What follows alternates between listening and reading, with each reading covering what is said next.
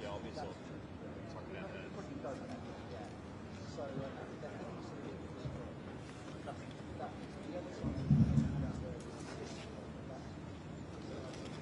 no, I can go your way, don't worry.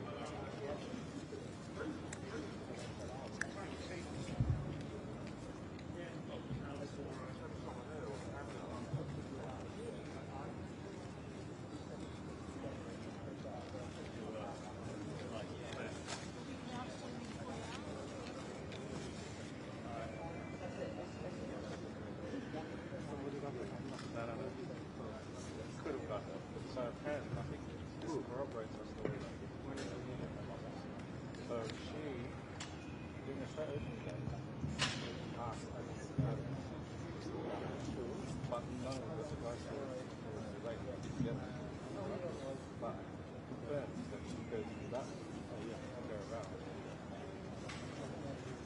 So she won't go down. No, she just changed the leg. So she goes straight down through past the back. It was only for that day, so we change it every day. She does nothing regular. Everything is done. So that day she happens to be there. Oh, how are you? How about yours?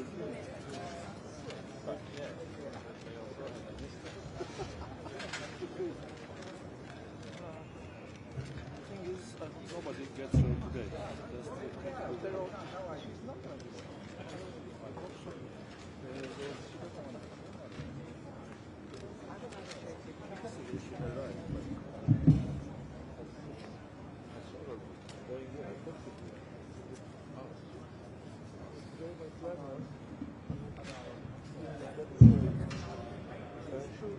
I was across the road. I didn't have the wrong lanes. Arrived in the car. Left it. Even the door was closed.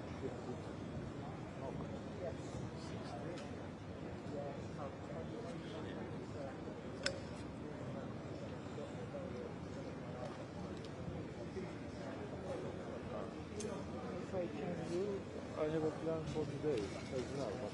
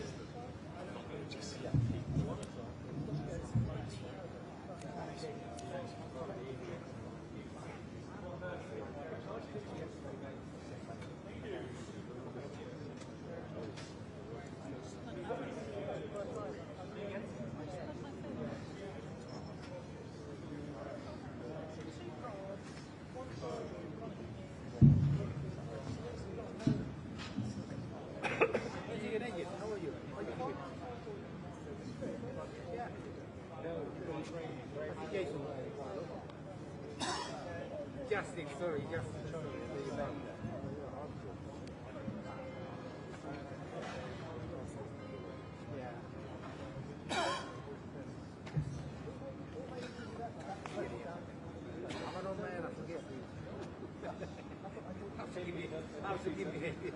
Nothing, I don't mind.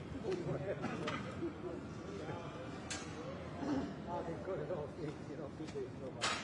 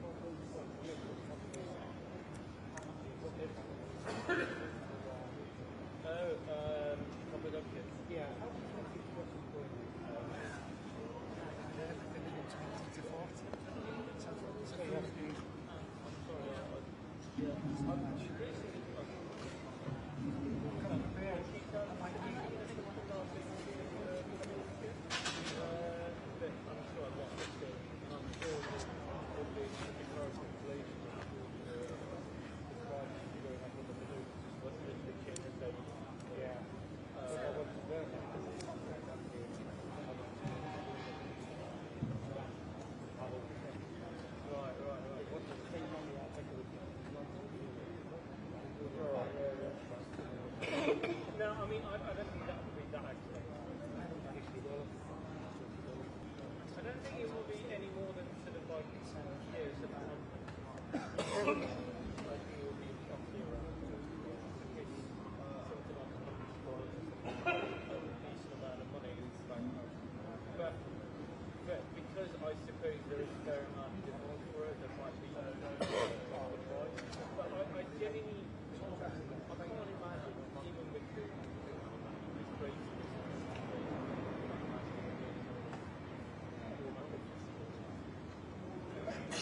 And I'm sure if they ask any more than that, I'm sure if ask around, bargain around, or because there are a lot of slightly cheaper.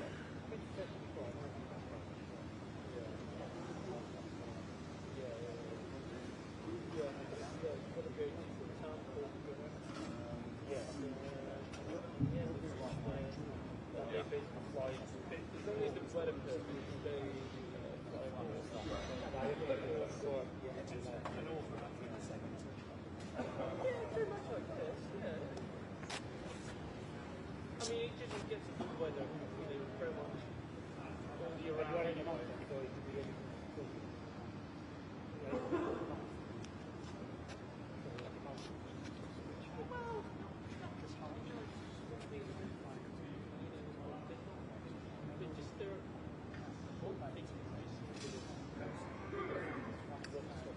Well,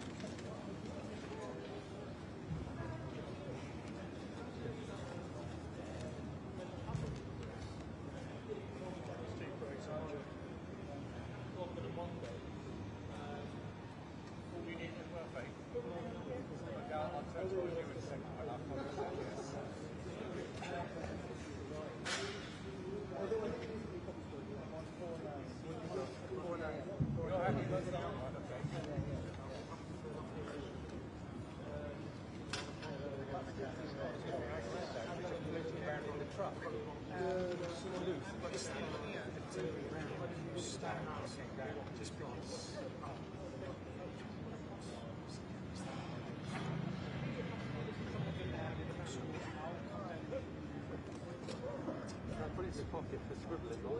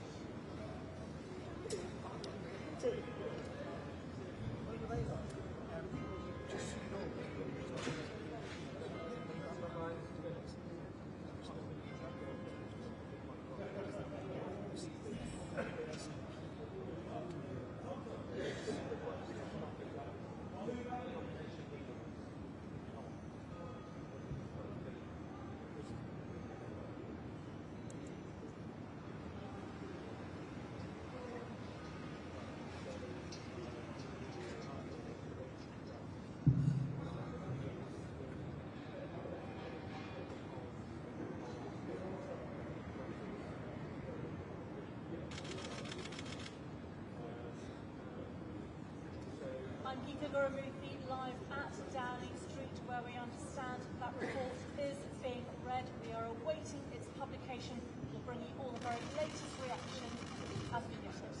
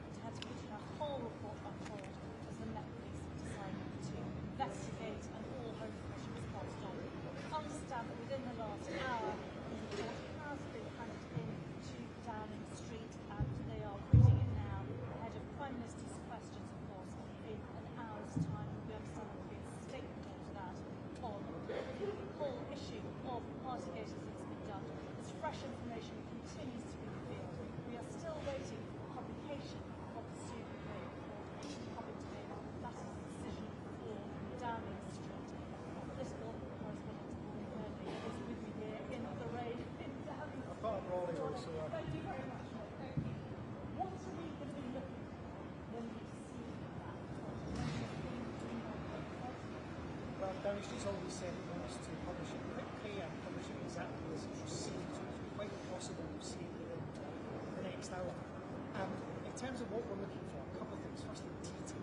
What this tells us that we didn't know before, like that black door and in other government buildings, what detail was about parties that the Prime Minister attended, senior civil servants were at, whether that adds more pressure to the Prime Minister and to the civil service to display what went on. The other thing is photographs. We've seen 4 so far this week. My understanding is there's several others in this report, including of the event the Prime Minister was fined for, which was the Cabinet room. The Chancellor was fined for that as well.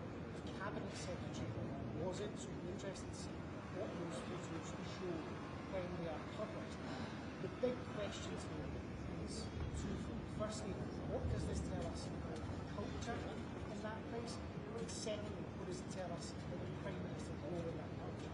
What he was at, and what the senior civil servants thinks about his project.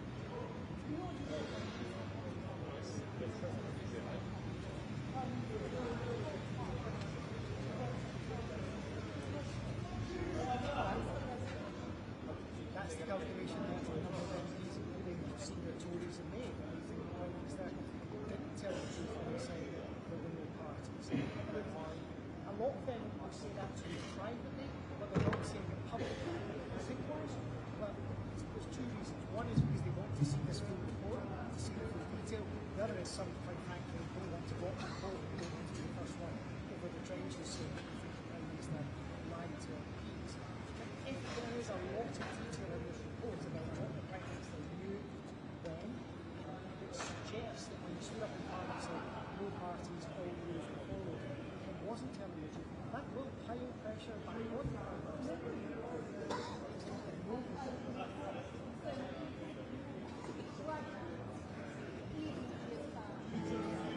I think that's right. But that's why Tory ethics matter so much.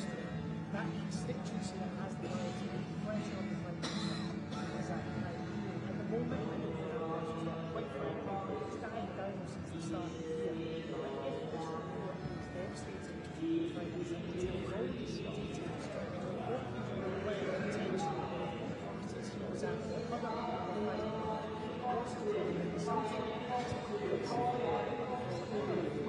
this could be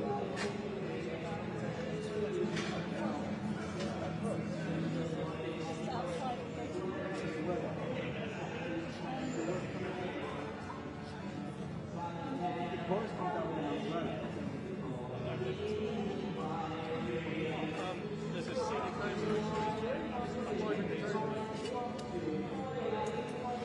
I got that guy.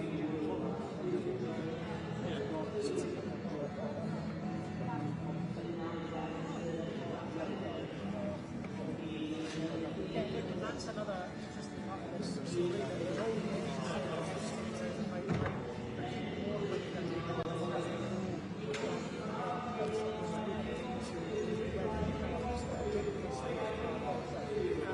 but I think today will give us a better picture of that as well. Some of the evidence that comes out seems to be crucial to the trend that is making the mind up about whether the Prime Minister was what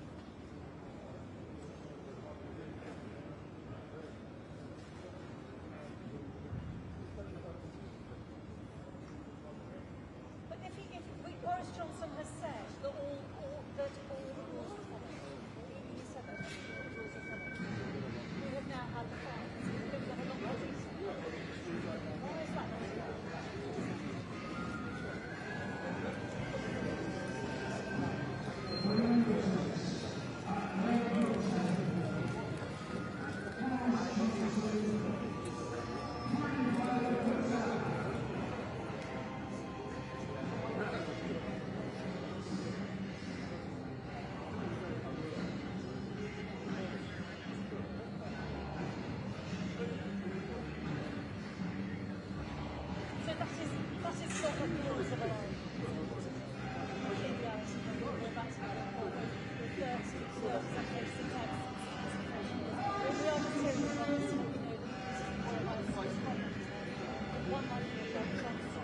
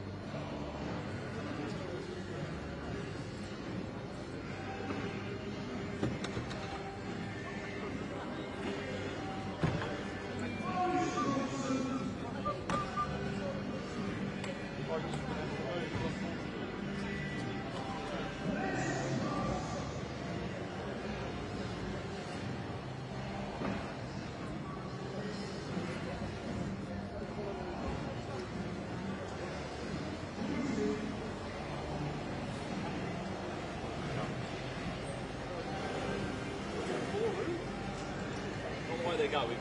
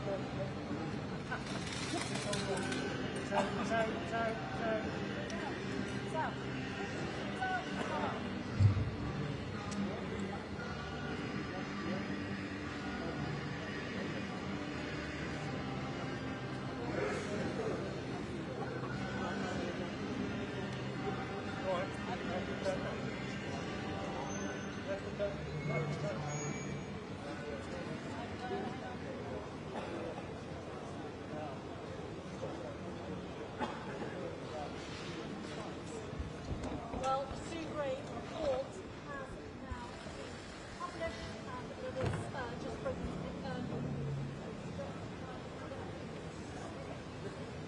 Yeah, it's just come out in the last few seconds, so let's have a quick look so that we know there are some photographs that we were talking about earlier that are photographs of the Prime Minister, photographs of the Prime Minister in the Cabinet Room with the Chancellor. That's of course the event two men are fighting for. Cabinet Secretary, the CNN photo in on your news now, was not fighting for it. This is the other sign of the table. Let me just bring in one extract of this. Sue Gray says in the conclusion to the events that they investigated were attended by leaders in government. Many of these events should not be allowed to happen. It's the case that some junior civil servants believe their involvement in these events was permitted given the attendance of senior leaders. This is crucial. The senior leadership at the centre, both political and official, must take responsibility. That's one to the finger, the Prime Minister and senior civil servants for what was going on.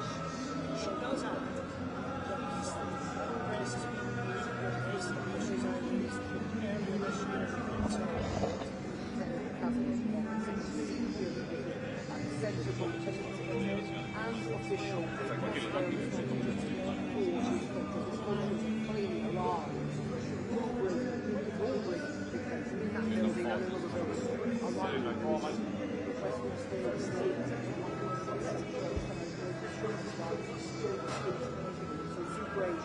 Saying that there's failures of leadership and judgment inside number 10 and the cabinet down to those at official level but also political.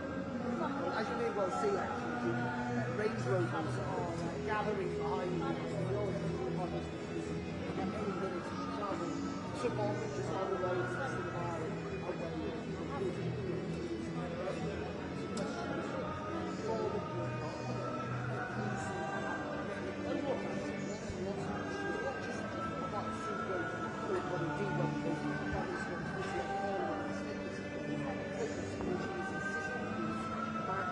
back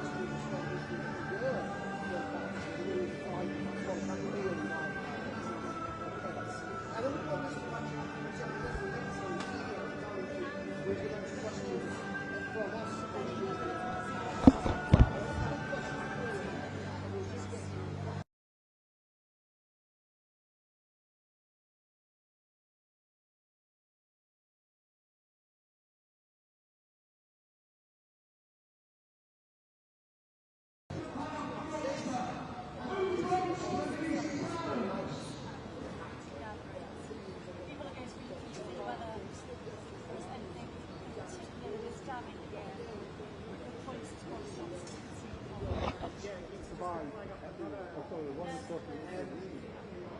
As I say, we are getting this information in as we go along, but at the moment it looks like Sue Gray is framing this that there was a lack of leadership, a lack of responsibility inside these buildings, and ultimately senior civil servants are responsible staff. But so are politicians, frankly, so is politics.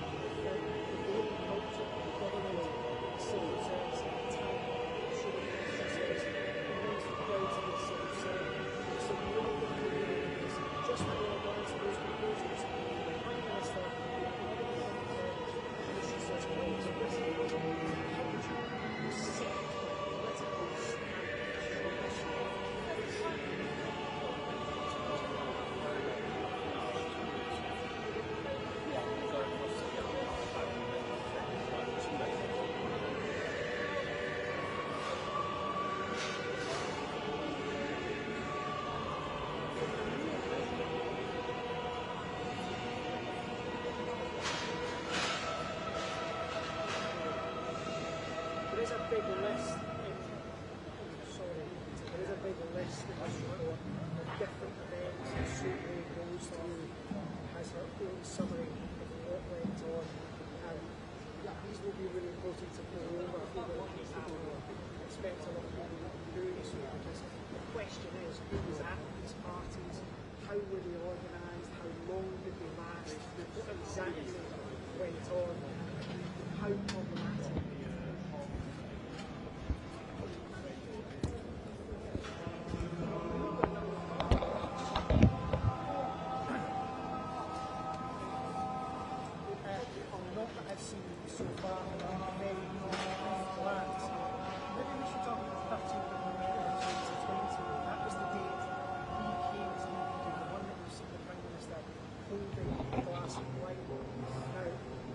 This is something that Ms. Gray is into. She says that the Prime Minister intended on the 42 Downing Street flat, having left his office at 17 minutes past 7 that evening. He went to the press office area, joined the gathering, made a brief speech for the wine was attending. The Prime Minister was one of those drinking alcohol.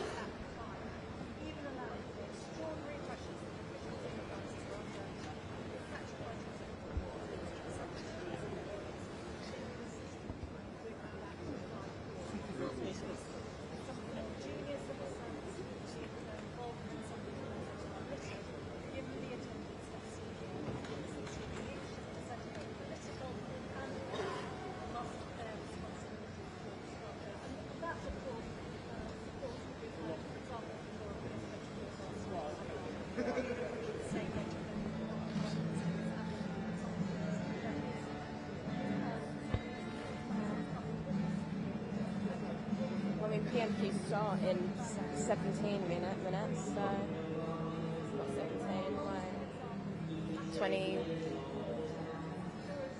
26 minutes.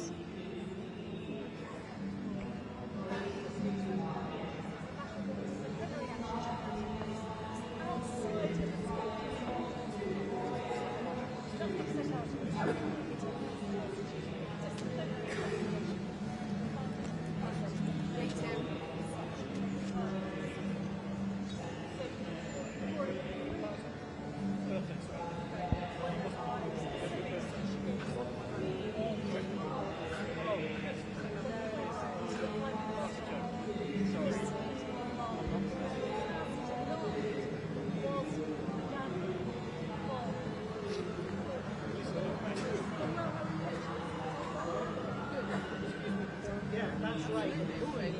This is one that really matters because the Prime Minister was asked House of Commons, was asked what is the party. This report is the mayor after his office was drinking alcohol and so much Yes, one question. I have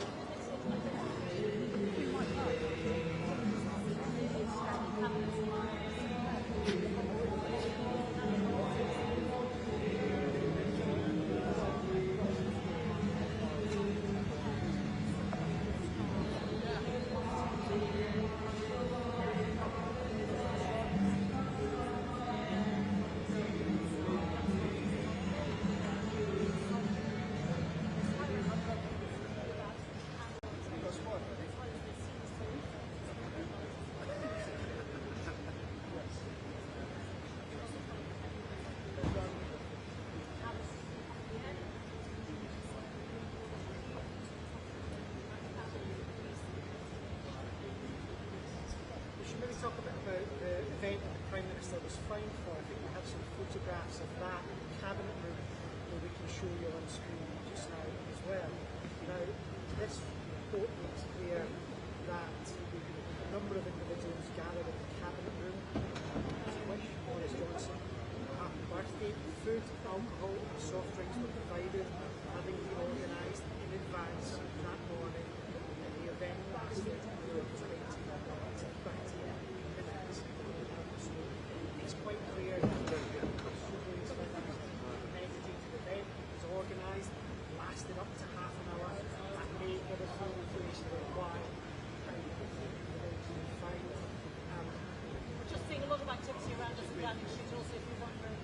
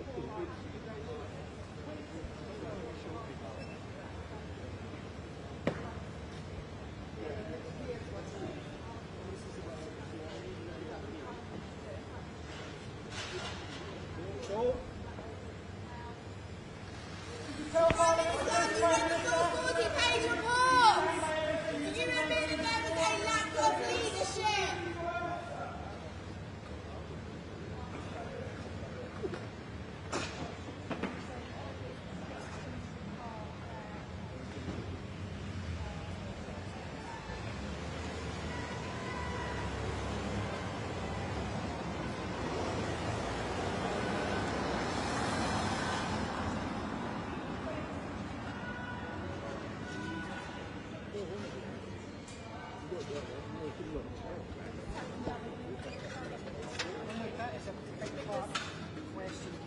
Legally, of course, according to the Ministry of the Prime Minister's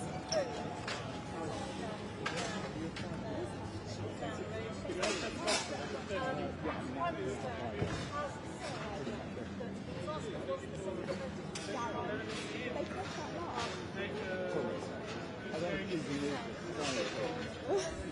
It'll take in about 2 hours.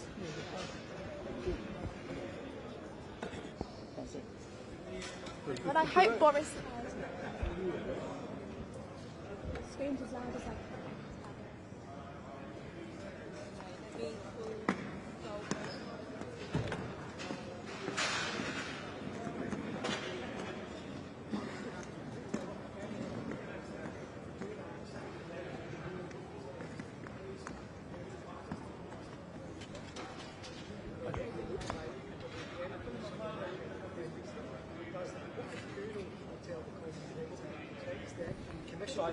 line from Birmingham to Shrewsbury, which will help passengers going on to Mid Wales.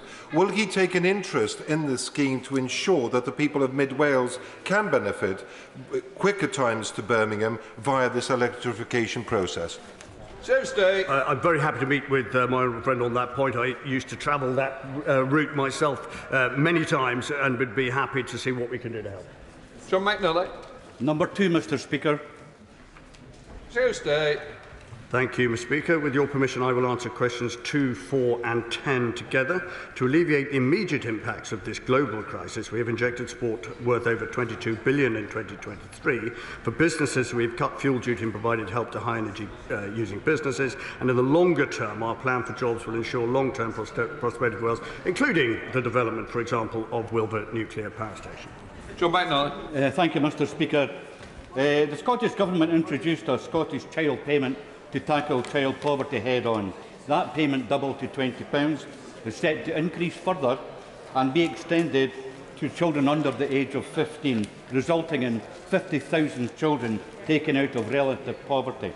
Given that Wales has persistently had the highest child poverty rates in the UK, will the Secretary of State must agree that welfare powers should now be devolved to Wales so that the Welsh Government can introduce a targeted child payment of their own? Mr. Speaker, I don't think even Welsh Government haven't made that argument to me, and I think they fully recognise that the proper and fair distribution of welfare is something which is done most effectively and cost effectively on a UK-wide basis. But I'm very grateful that he raised the issue that he did, because actually the money that Scottish Government is using is as a consequence of the Barnett formula, which is precisely the same situation, which is the same situation as in Wales. Joanna Chorley. Thank you, Mr. Speaker. In relation to the cost of living crisis faced by people in Wales and across the United Kingdom, the Prime Minister told the Welsh Tory Party conference that the UK Government would put their arms, and I quote, put their arms around the British people again, as we did during COVID. Well, Mr. Speaker, based on the evidence of Sue Gray's report this morning, they're more likely to be linking arms in a conga line. But can the Secretary of State for Wales tell me what discussions he's had with the Chancellor on an emergency budget to help the poorest households in Wales and across the United Kingdom? Well, I think the Honourable Lady quite rightly refers to the fact that the Chancellor may yet be making further comments around this particular issue, just as he did throughout the pandemic. And I think for those who think that the Treasury is neither flexible nor conscious of some of these challenges, the fact that there is ample evidence during the pandemic and now, of course, during the current challenges we face that disprove that theory. But I can tell her, and I can tell anybody else in the House for that matter, that I have really regular conversations with Treasury Ministers and the Chancellor himself about exactly these challenges. Sam Baines.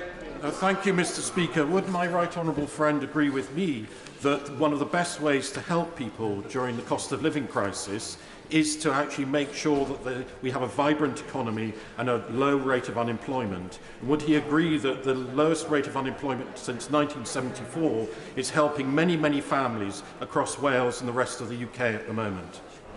Absolutely, Mr. Speaker. I think most people believe that growing our way out of a cost of living challenge is infinitely preferable to spending our way out of a cost of living challenge. And I think he's right to point out that we want to be flexible, we want to be rapid, we want to be generous, and where there are occasions, so inevitably there will be for members across the House, where individual constituents don't somehow fit some of the solutions that we have now, then there are other measures which we will be able to, and I hope local authorities will be able to deploy to assist them. Jacob Young. Thank you, Mr. Speaker. To what extent does he see new nuclear and investment in new nuclear as a way to help people with their energy costs in the long run? I'm not quite sure that's linked to Wales. No, I think that's a bit off the mark. If you'd have tried to link it to Wales, I could understand. If not, we'll now go to Jill Stevens, Shadow Secretary of State for Wales. Thank you, Mr. Speaker.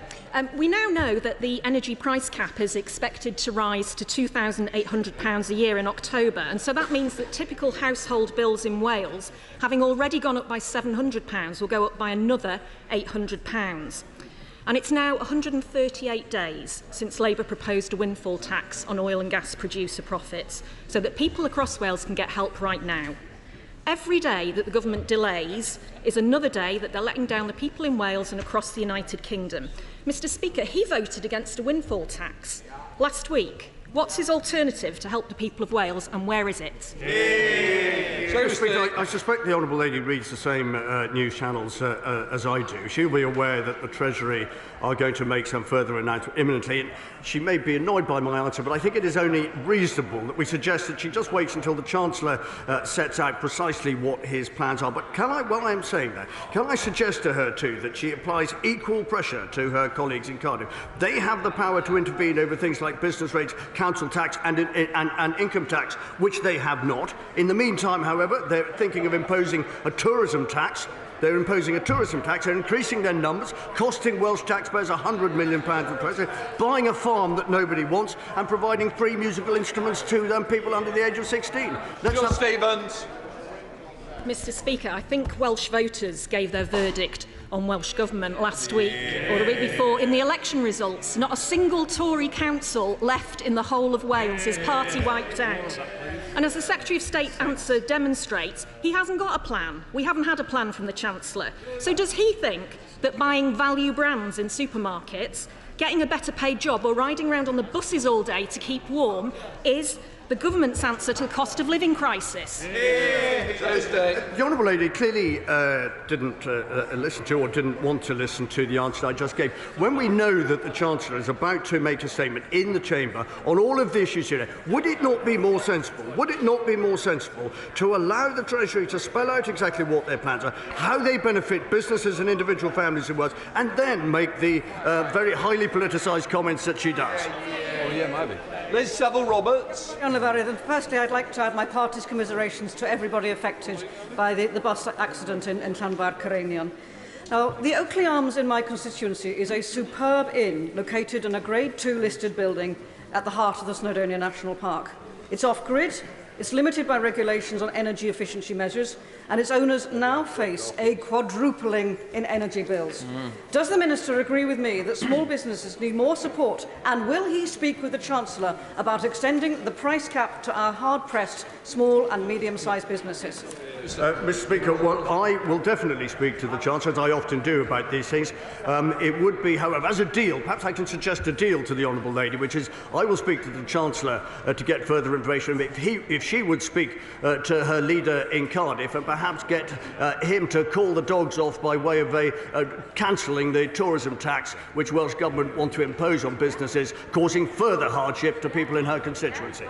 Liz Saville-Roberts. If the Minister would keep to the powers that he have in Westminster, perhaps he would have better support, and that there are now no Tory councillors in any of the Plaid-held councils along the west coast of Wales. But rumours of an economic package are rife, not because the government cares about struggling households and businesses, but because, of course, they want to distract from their own law-breaking.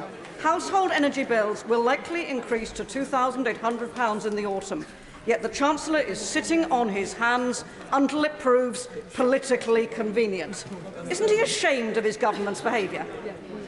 That's a fair. I mean, I do despair sometimes, with the greatest respect. I really think if I can urge her to simply wait what shouldn't be a great deal more time to hear precisely what it is we have in store as far as the cost of living challenges, and to just remind herself that throughout the pandemic and throughout the cost of living challenges, the Treasury has been unbelievably flexible, unbelievably adaptable, unbelievably generous in some respects. And I think to try and preempt what the Chancellor may say by making cheap points undermines the value of what those contributions may be, and I think actually does a disservice to the businesses and individuals that she purports to support. Good morning, Mr. Speaker. Question number 3, please. Mr. Speaker, the Wales office has worked tirelessly to ensure that there will be a free port which will deliver jobs and investment into Wales. And as announced earlier this month, an agreement has now been reached with the UK and Welsh governments to deliver that free port, and this agreement will be backed by millions of pounds of government funding. Thank you, Mr. Speaker. I welcome the government's decision to have at least one free port in Wales, like the Solent free port, which covers part of my constituency in Eastleigh. Does my honourable friend agree with me that as well as bringing jobs and trade to Wales, but it also brings mutual benefits to other free ports, and it will be vibrant and is a stark reminder of why the union between Wales and England is so important? Mr. Speaker, I agree with both of those excellent points. We've already seen that the Thames Freeport have suggested that there will be 21,000 jobs directly and indirectly created. So we know that the Welsh Freeport will deliver jobs. But I also agree that it's going to be good for the Union and good for Wales to have vessels of all kinds coming from all over the world, bringing their jobs and investment with them, and perhaps from across the Union. We may even look forward to seeing a few ferries from Scotland if the SNP government can actually get around to building them. Question 5, please, Mr. Speaker. Minister. Mr. Speaker, my ministerial colleagues and I fully acknowledge that there is a cost of living challenge which has been caused by a combination of the COVID-19 pandemic and the war in Ukraine. And that is why we're providing £22 billion for households across the UK to try and get through this crisis. Marco Longe. Oh, sorry, Richard. Thank you, Mr. Speaker. I'm a little bit anxious.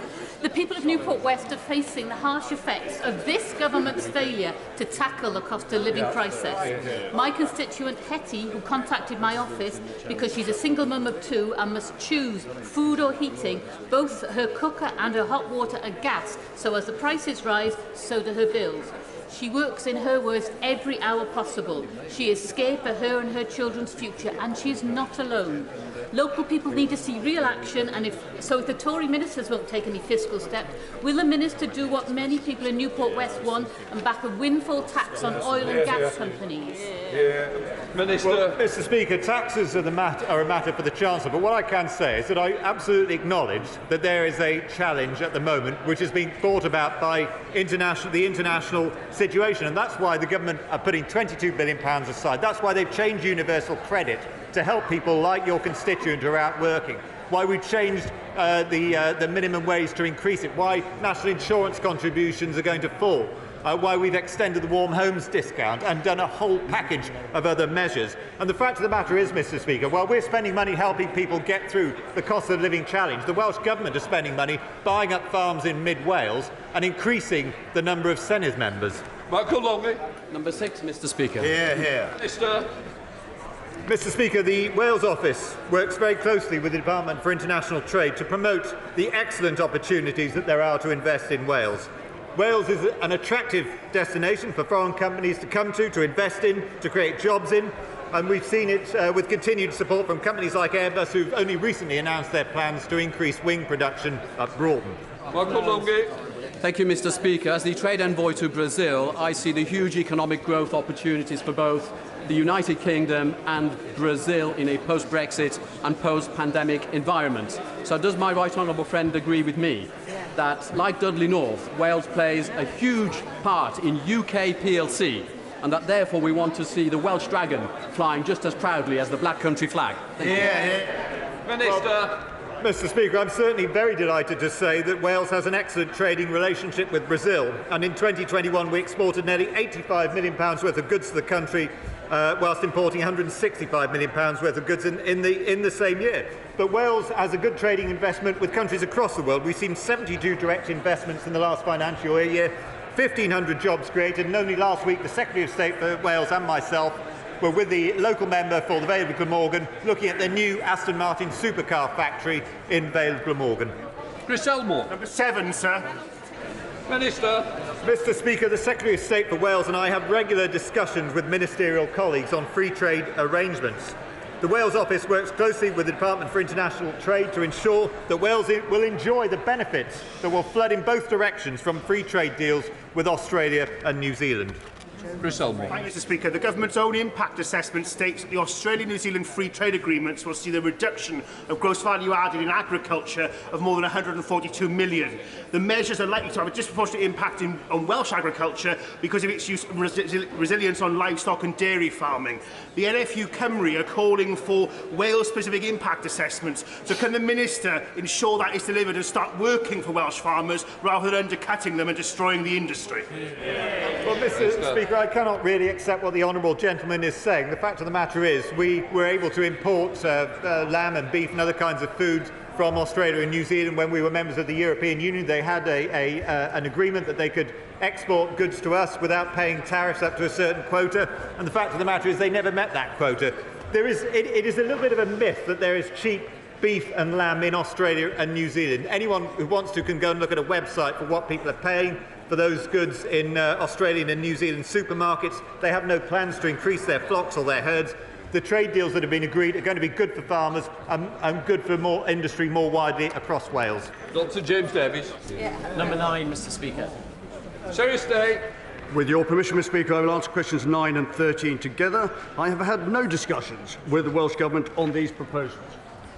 Dr. James Davies. Thank my right honourable friend for that answer. What assessment has he made of the proposed changes to the voting system at Cardiff Bay and their potential impact on democratic representation? Secretary of State. Well, thank you, Mr. Speaker. I have to say the fact that this announcement was made the same day as the Queen's speech is mystifying. It imposes a £100 million burden on Welsh taxpayers. It demolishes a voting system that served us well for years. It hasn't been done in consultation with any voters at all. And even, Mr. Speaker, even the Lib Dems describe it as a stitch-up.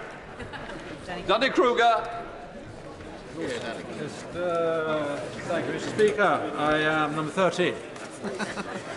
I'm ready. Okay. The Welsh Government has decided it wants to increase the size of the Senedd. However, there's real concerns that this will lead to a lack of proportionality in the representation. Does my right honourable friend agree that this money would be much better spent on public services? Well, Mr. Speaker, yes, indeed I do. But I have to say, if this government was making suggestions of this nature involving the Constitution and voting measures, I have every belief that pretty well all of the members opposite would be saying this should be subject to a public referendum at the very least. And so I would suggest, Mr. Speaker, that the proper course of action for Welsh Government is to seek the approval of its voters before proceeding with any of these extremely costly measures. Number 11, Mr. Speaker. Secretary of State. Thank you, Mr. Speaker. My colleagues and I are aware of the number of people on universal credit has fallen in both Rhondda and across Wales over the last year. We will continue delivering for residents through schemes like in-work progression, Kickstart and our plan for jobs. The thing is, there are 6,320 households in the Rhondda in receipt of universal credit. And when the government cut universal credit by £20 a week last year, that took £6.5 million out of the Rhondda economy, which is one of the reasons that the food bank in Tylerstown, which ironically enough is in the old Conservative club, is now having to provide food to the tune of 3 tonnes a month, but families aren't able to contribute so much. When will he restore the extra £20 a week in universal credit? Well, Mr. Speaker, interventions will be made clear by the Chancellor in due course, but the context to his perfectly reasonable question is that there is a 7% increase in people in work in Rhondda. The number of people unemployed in Wales down 23,000 on the year. He didn't actually mention that. And I hope very much that the increase in the national living wage and national minimum wage will actually help to offset some of the issues that he's raised this morning. The right honourable gentleman and my occasional friend when he's not slagging me off on Twitter is right to talk about the Rhondda, because that, like in fact in parts of Lichfield, there are areas of real poverty.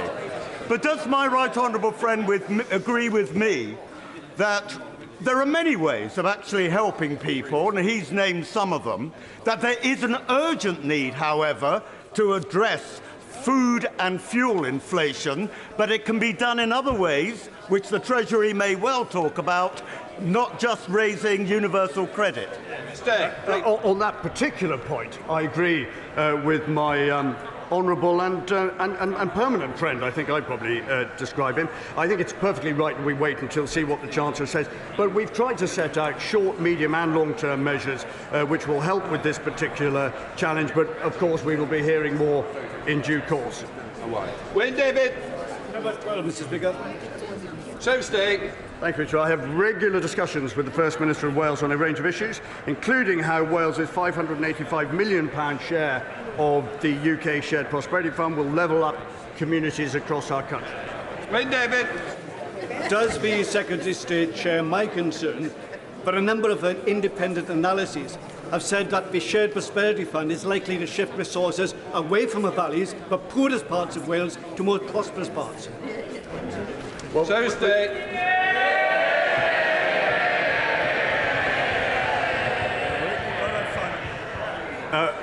Well, Mr. Speaker, unsurprisingly, I contest the assertion that the honourable gentleman has made, but I would just say this. By 2024-25, the annual funding from the Shared Prosperity Fund will match the average annual funding that Wales would have received from the EDRF after adjusting for inflation. And if he doesn't take that from me or doesn't believe me, that is from Gitto Ifan Research Associate Welsh Government Centre. I think that indicates that we're going in the right direction on the Shared Prosperity Fund. And wouldn't it be good, just for a moment, if Welsh Government could support these very ambitious opportunities? I know the whole House will want to join me in expressing our outrage and deep sorrow following the shooting at Robb Elementary School in Texas. I know our thoughts and prayers are with those affected and all of the families who have lost loved ones. Before we come to Prime Minister's questions, I want to welcome Nick Munting and his family to the gallery.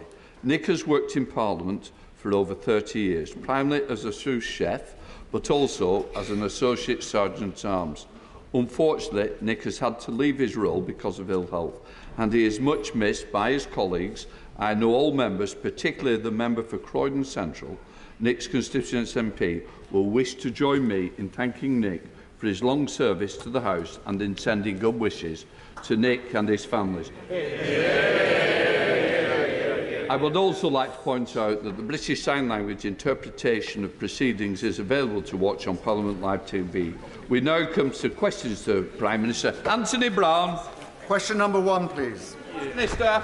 Mr. Speaker, I want to begin by echoing what you've just said about the reports of the fatal shooting in a Texan primary school. Our thoughts are with all those affected by this horrific attack. Mr. Speaker, yesterday I welcomed the Emir of Qatar to Downing Street.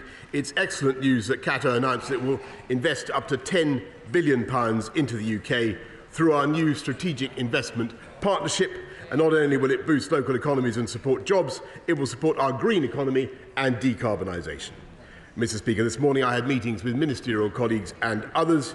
In addition to my duties in this House, I shall have further such meetings later today.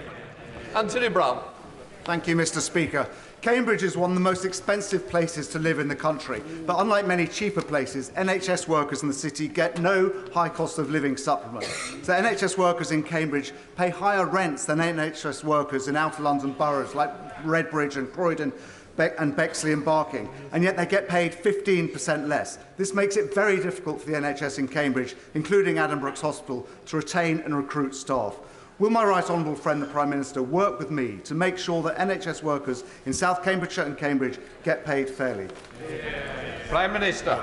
My honourable friend is a fantastic champion for his constituents and for Adam Brooks, and we're very proud of our NHS, and that's why we're putting record investment in, Mr. Speaker, and I hope that the independent NHS pay review body will listen carefully to what my honourable friend has just said. We now come to the Leader of the Opposition, Keir Starmer.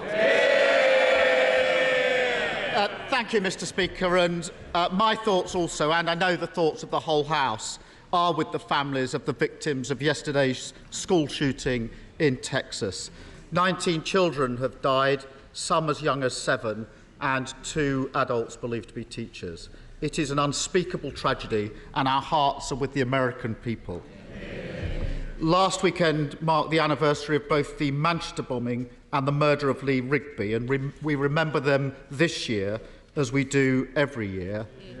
And today is also the anniversary of the killing of George Floyd, a reminder that we must all tackle the racism that is still experienced by so many in our country and beyond. Mr. Speaker, the Sue Gray report was published this morning, and I look forward to discussing that during this afternoon's statement with the Prime Minister. For now, I want to focus on the cost of living affecting the whole country. Mr. Speaker, since we stood here last week and I asked the Prime Minister yet again to back Labour's plans for a windfall tax to reduce energy bills, hundreds of millions of pounds have been added to bills of families across the country, and hundreds of millions of pounds have landed in the bank accounts of energy companies. It sounds like he's finally seen sense, and the inevitable U-turn may finally have arrived. So when can people across the country expect him to use those oil and gas profits to bring down their bills? Prime Minister. Well, Mr. Speaker, there's nothing original about a Labour plan to tax business. There's nothing remarkable. They want to tax business the whole time, every day. Labour wants to put up taxes on business. And what we're doing is we're helping people. He asks when we're going to help people. We're helping people now, Mr. Speaker. And we're putting £22 billion into people's pockets already, cutting council tax by £150, cutting fuel duty, cutting national insurance contributions by an average of £330 for people who pay NICs. And, Mr. Speaker, how can we afford that? Because we have a strong economy, because we came out of COVID fast, Mr. Speaker, which would not have been possible if we'd listened to the party opposite. 15 tax rises, and he pretends they're a low-tax government. It's been, Mr. Speaker, it's been 4.5 months since Labour first called for a windfall tax on oil and gas profits. I've raised it week in, week out, and every week he has a new reason for not doing it. The Business Secretary said it's bad. The Justice Secretary called it disastrous. Yeah. Even this weekend, the Health Secretary and the Northern Ireland Secretary opposed it. He ordered all of his MPs to vote against it last week. And now, surprise, surprise, he's backing it. Prime Minister, I'm told that hindsight is a wonderful thing.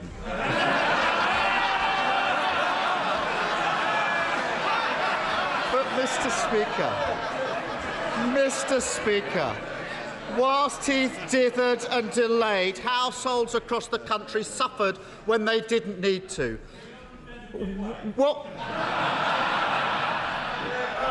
Peter?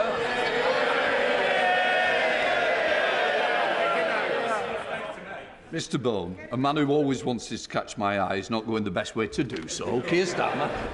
Mr. Speaker, whilst he dithered and delayed, households across the country suffered when they didn't need to. What is it about the Sue Gray report that first attracted him to a U-turn this week? Mr. Speaker, there is no surprise about Labour's lust. There's no surprise about Labour's lust to put up taxes. There's nothing original about his thought. They get off on it. They absolutely love to confiscate other people's assets. What we prefer to do, Mr. Speaker, is make sure that we have the measures that are in place to drive investment in our country and drive jobs. And it's thanks to the steps that we took, thanks to the fact that we came out of COVID faster than any other European country, which would not have been possible if we'd listened to him, that we now have unemployment at the listen to this. They used to care about this, Mr. Speaker. Unemployment at the lowest level since 1974. And, put that in your pipe. Keir Starmer. Mr. Speaker, I actually thought with this U-turn he might actually get his head out of the sand, but obviously not. The reality is that every day of his dithering and his delay, £53 million has been added to Britain's household bills. Whilst he's distracted trying to save his own job, the country has been counting the cost. But complacency is nothing new for this government.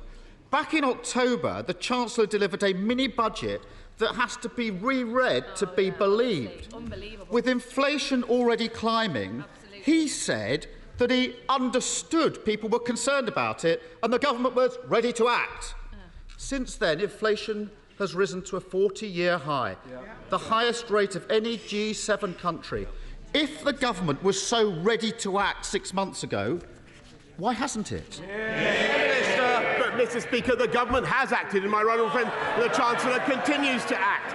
This is the government that not only put in the living wage, Mr. Speaker. It was a Conservative institution, but we've now raised it by a record amount. We've raised it by £1,000, Mr. Speaker, a record amount. We've helped families on universal credit have another £1,000, Mr. Speaker. Thanks to the measures, the £9.1 billion we've already put in to support people's costs of heating. We're abating the costs of fuel for people up and down the country, and of course, course we're going to do more, Mr. Speaker. We're going to put our arms around the people of this country, just as we did throughout the COVID pandemic.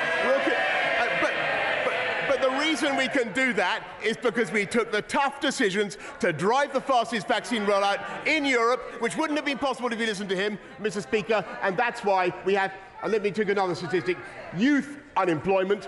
They used to care about it. Youth unemployment at or near a record low. Mr. Speaker, it wasn't just the Chancellor back in September. The Prime Minister called fears about inflation unfounded. He was the last person to spot the cost of living crisis, just as he's the last person to back Labour's plan to help people through it. And, Mr. Speaker, it wasn't just on inflation that they got it badly wrong. In the same speech, the Chancellor boasted about growth, the Prime Minister does today, how we were going to do better than all our major competitors. It was obvious that he was being complacent. And lo and behold, Britain is set to have the lowest growth of any major country except Russia. Despite our brilliant businesses and all we have to offer, why has his government inflicted on Britain the twin-headed hydra of the highest inflation and the lowest growth? Mr. Speaker, he loves running this country down.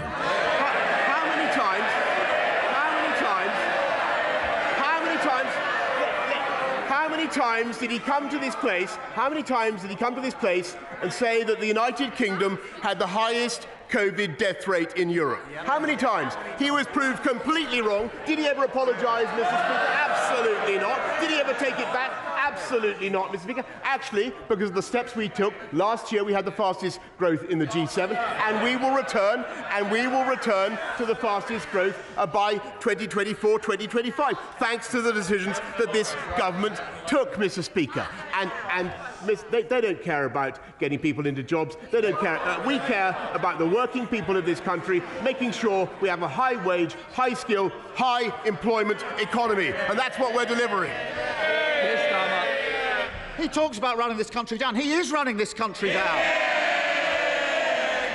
And it wasn't just complacency on Labour's windfall tax, which he's now backing. It wasn't just complacency on inflation, which is now through the roof. And it wasn't just complacency on growth, which is now spluttering along at the back of the pack. Because his Chancellor also claimed that people should keep more of the rewards of their efforts. And then he put their taxes up. So does the Prime Minister want to explain to hard-working people whose wages are running out sooner and sooner each month and who are facing astronomical bills and prices just how his 15 tax rises since taking office have helped them to keep more of their rewards in their pocket? Mr. Speaker, first of all, what we're doing is making sure, after a huge pandemic, that we are funding our vital public services, which we can, because of the steps that we take. What we're also doing is making sure that we put more money back into people's pockets by the measures that I've outlined today, whether through cutting national insurance contributions or lifting the living wage or lifting universal credit, Mr. Speaker. But all this is made possible. Because we took the responsible and sensible steps to protect our economy throughout COVID and then to come out strongly. And he's completely wrong about this country's growth performance, Mr. Speaker. He runs it down. He was proved wrong about COVID. He's going to be proved wrong again. Just delusional. Mr. Speaker, last week I raised the case of Phoenix Halliwell, whose kidney condition means he needs daily dialysis and whose energy bill has gone through the roof as a result.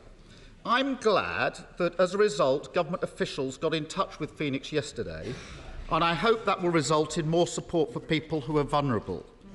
But it shouldn't be left to Labour to turn up week after week to make him aware of the consequences of his dither and delay. So I want to raise another issue where the government is sleepwalking into disaster. With the summer holidays looming, there are reports that the Home Office already has a backlog of 500,000 passports to issue. That's potentially more than 500,000 people worrying whether they will get away this summer. So can the Prime Minister reassure people that they won't miss out on their holidays due to the failures of his Home Office? Well, I thank you very much, but I can tell him actually that what we're doing is massively increasing the speed with which the Passport Office deliver, and to the best of my knowledge, everybody is getting their passport within 4 to 6 weeks, Mr. Speaker. But that is because we are driving the leadership of this country, and we are getting things done that would never have been possible if we'd listened to them. We got Brexit done, Mr. Speaker, when he voted 48 times. 48 times he voted to undo the will of the people. We got the vaccine rollout done when he would have kept us in the European Medicines Agency, Mr. Speaker. We were the first European country to help the Ukrainians resist Vladimir Putin. Yes. Do you think, does anybody seriously believe for a second that they would have done it? Some are trying to boo, some are trying to cheer. The worst of it is I can't hear the Prime Minister. Come on, Prime Minister. Let me say very plainly, does anybody seriously think for a second that the Labour Party would have done that, Mr. Speaker, when eight of the shadow front bench, including the shadow Foreign Secretary, who is mysteriously not in his place, voted recently to get rid of this country's independent nuclear deterrent? And he campaigned to put Jeremy Corbyn in Downing Street, Mr. Speaker. We get on, we do the difficult things. We take the tough decisions, Mr. Speaker. Social care, we're fixing it. We deliver, they differ. Prime Minister, we both can't be on our feet. I'm trying to help you. You've got to help me as well. And I'm sure you've got to the end because Mr. Stewart's itching to get his question. Graham Stewart. Thank you, Mr. Speaker. When the Prime Minister gets passionate, things get done. Brexit is done. The vaccine, if they could contain themselves, the vaccine rollout done. So will my right honourable friend personally intervene so that the immunocompromised, like my constituent Scott, can get access to British wonder drug Evusheld, and then they, not next winter, not next year, but now, so that they can enjoy this summer and enjoy their freedom just like the rest of us. Minister. Yes, Mr. Speaker, I know that my honourable friend has taken a keen interest in this for a while. Evusheld could potentially reduce the risk of infection, as he says.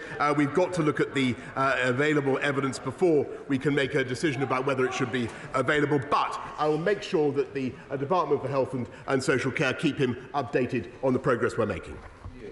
We now come to Leader of the SNP, Ian Blackford. Thank you, Mr. Speaker. I want to join others today to express my deepest sorrow at the horrific events in Texas yesterday. 19 children and 2 teachers have needlessly lost their lives. Many of us in Scotland will be remembering the tragic events that took place in Dunblane 26 years ago. The thoughts and prayers of the SNP are with the families suffering today, but also our hope that lawmakers will finally act to bring the scourge of gun violence that plagues the United States to an end. Mr. Speaker, the reports that the Prime Minister and Downing Street's law-breaking have been damning.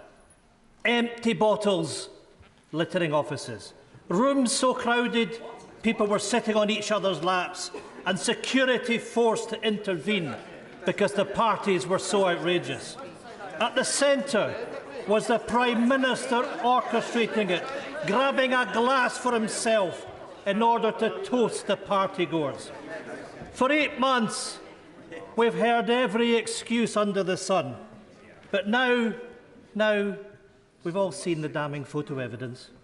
While people stayed at home to protect the NHS, the Prime Minister was engaging in drinking and debauchery that makes a mockery of the gut-wrenching sacrifices that each and every person made. Will the Prime Minister now take the opportunity and resign? Prime Minister. Mr. Speaker, I can tell the right honourable gentleman that much as I appreciate his advice, he'll have a further opportunity, which I'm sure he will take with his customary length to debate that matter in the course of the statement which will follow directly after PMQs. I'm not happy. Matters, Mr. Speaker, but it's all a joke to the Prime Minister. The Prime Minister has lost the trust of the public. He has lost what little moral authority he had left. The Prime Minister has apologised many times, not because he feels any genuine remorse. He still refuses to even admit that there were parties and that he presided over them. He apologised for one simple reason: he got caught.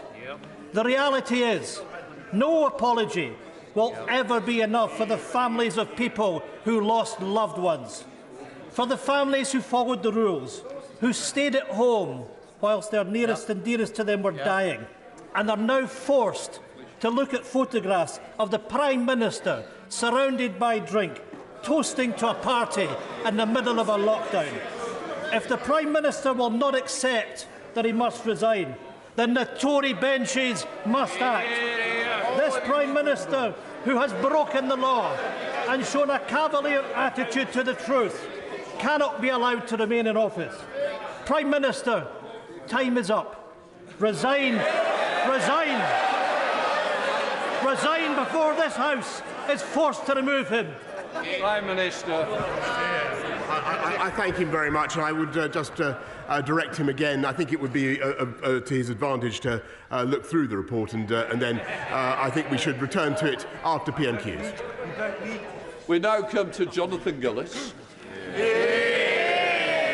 Thank you, Mr. Speaker. High streets and heritage means a lot to the people of Stoke-on-Trent North, Kidsgrove and Tork. Burslem and Tunstall, two of the great 6 towns of Stoke-on-Trent, are plagued with rogue and absent landlords who are too happy to let shops sit empty and historically important buildings such as Price and Kensington Teapot Works fall into ruin. Which is why I introduced my proper maintenance of land bill to increase fines on these ruinous owners.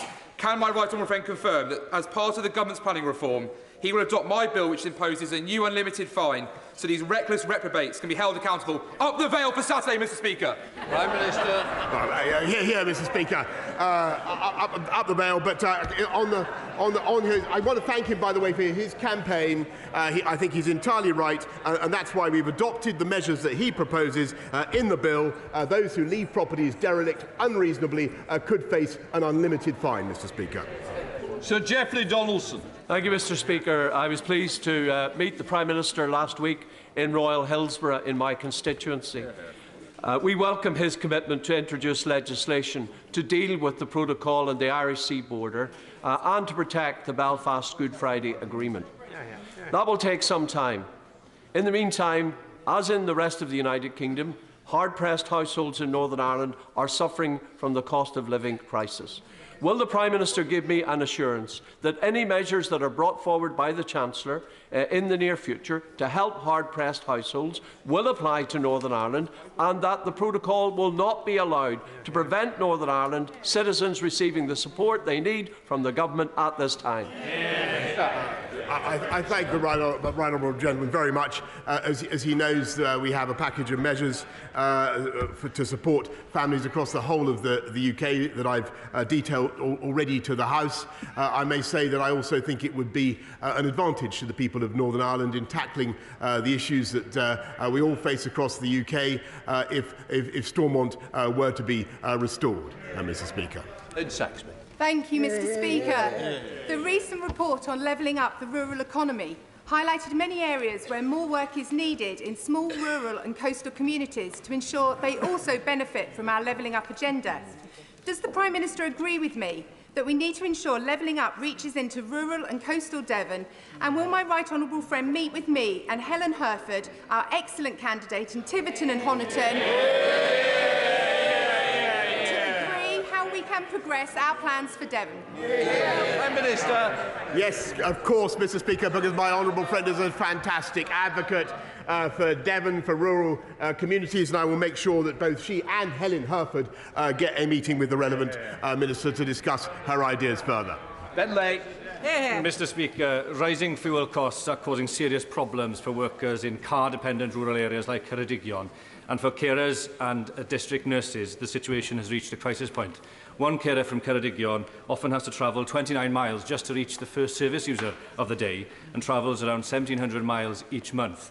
Would the Prime Minister therefore consider extending the Rural Fuel Duty Relief Scheme to areas like Ceredigion to help my constituent and many like her to continue their invaluable work? Well, I thank him for his excellent question, and I can tell him that rural fuel duty relief is there to compensate motorists by helping retailers in some more remote rural areas where pump prices can be significantly higher. It currently operates on a geographical basis, but Mr. Speaker, I'm very happy to ensure that the honourable gentleman gets a meeting with the relevant minister as fast as possible. Stevenson. Prime Minister, Labour and socialism has failed this country because they've followed policies which interfere too much in people's lives, over-regulate, spend too much taxpayers' money, borrow too much and raise taxes. Could the Prime Minister tell the House what policies his government are going to follow to ensure we don't have a similar fate? Yes, Mr. Speaker, I can. And I'm grateful to my honourable friend, and he's absolutely right that Labour's instinct everywhere and always is to put up tax with all its that's what they're bragging about it today, Mr. Speaker. It's ludicrous. And what we are doing is not only cutting people's contributions under national insurance, but also helping businesses to invest with the 130% super deduction that my right honourable friend put in. And what that is doing is helping us to have a high-wage, high-skill economy with unemployment, and as I said this before, Mr. Speaker, at the lowest since 1974. Jill Furness. Thank you, Mr. Speaker. Days before the election of disgraced former Conservative MP Imran Ahmad Khan, his victim warned the Conservative Party of the abuse he had suffered. Sit down, sorry. There's still, I think, an appeal in sub judice, so we can be careful how just word the question. Shockingly, they failed to act on this report and still won't explain why. That's why Rotherham child sexual exploitation survivor Sammy Woodhouse has called for an independent investigation into the failure, warning that the Conservative Party have broken the trust of victims. So, will the Prime Minister personally back those calls and launch an independent investigation until the failure to act, so that victims can have confidence that his party will never again turn a blind eye to it? Well, Mr. Speaker, I hear what she says and the sensitivity of the issues that she raises. I think, though, given the legal proceedings that are currently going on, I don't think it would be right to comment any further. On Bailey. Mr. Speaker, while the politics of politics often gets all the attention, back in the real world, Yeah. millions of parents are being held back by issues with childcare schemes that have been a muddle over governments of all political colours, and I declare a quite obvious interest. The taxpayer is spending 5 to 6 billion quid a year, but we have some of the highest costs in the world during a cost of living squeeze, and Stroud parents and early years educators are really stuck with the bureaucracy. I know my right honourable friend has personally asked ministers to investigate options to reduce the cost of childcare. Will he tell us a little bit more about what we can do urgently and work with me with the think tank Onward when we do our reforms? Well, yes, Mr. Speaker, I thank her very much, and she and I have talked about this. This is a subject in which I take a direct personal interest, and I think, Mr. Speaker, that there are things that we can do to make childcare more affordable. One of the issues is that not enough people take up tax-free childcare. We need to have more take-up of what is on offer. But what we can also look at, Mr. Speaker, is ways in which we can reform and improve the system. Or session love. Thank you, Mr. Speaker. Next month marks 5 years since the horrific Grenfell fire tower, which killed 72 people. My constituency of Vauxhall has many tall buildings similar to Grenfell. In 2019, the Prime Minister rightly told this House, where the inquiry recommends government responsibility for fire safety, we will legislate accordingly. But, Mr. Speaker, last week the government dropped the inquiry's recommendation that personal evacuation plan should be in place for disabled residents, claiming basic safety would be too expensive. Grenfell United said that this showed that cutting costs is more important than the value of human life. So will the Prime Minister urgently reverse this deeply inhumane decision and not break another promise to this House? Prime Minister. Mr. Speaker, let's be clear. If there is an issue with fire safety in a building, then extra steps should be taken and remediation should be made. And when it comes to self-evacuation, Mr. Speaker, the Home Office has launched a new consultation to support the fire safety of residents who are unable to self-evacuate. But if she has further representations to make on that point, I'll be very happy to ensure she gets a meeting with the Minister in Duluth. Mr. Speaker, I am not a cynical sort, but I was slightly perplexed this week when the Cabinet Secretary and the Director of Government Propriety and Ethics, no less, were banned from attending my committee to give evidence which had been scheduled for 2 months. I cannot possibly think why, Mr. Speaker. But I wonder which particular subjects my right honourable friend, the Prime Minister, was most concerned being raised by my committee. Was it the case of undeclared loans and donations in kind, security insights into appointments to the House of Lords, or indeed the consultation of the Propriety and Ethics Units in ministerial appointments? Prime Minister. Mr. Speaker, I can assure him, I know he's not a cynic, he's one of nature's idealists, Mr. Speaker, and I will make sure that all relevant ministers and civil servants appear before his committee. Thank you, Mr. Speaker. The Prime Minister is leading a long queue of Conservatives MPs lining up to show how out of touch they are. Bills are rising, people are struggling. A quarter of people in work in Putney earn less than the London living wage. They don't need to be told how to budget better, to learn how to cook, to buy value food. They already are.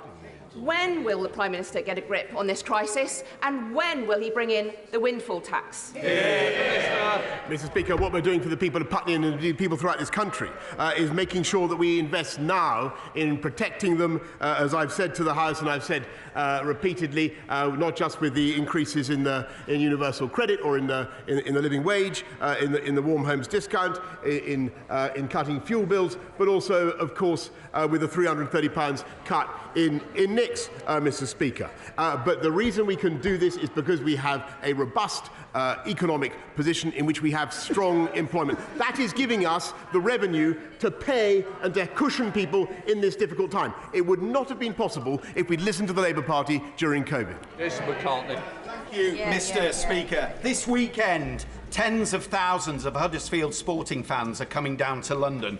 On Saturday, Huddersfield Giants are in their first Rugby League Challenge Cup final for over a decade.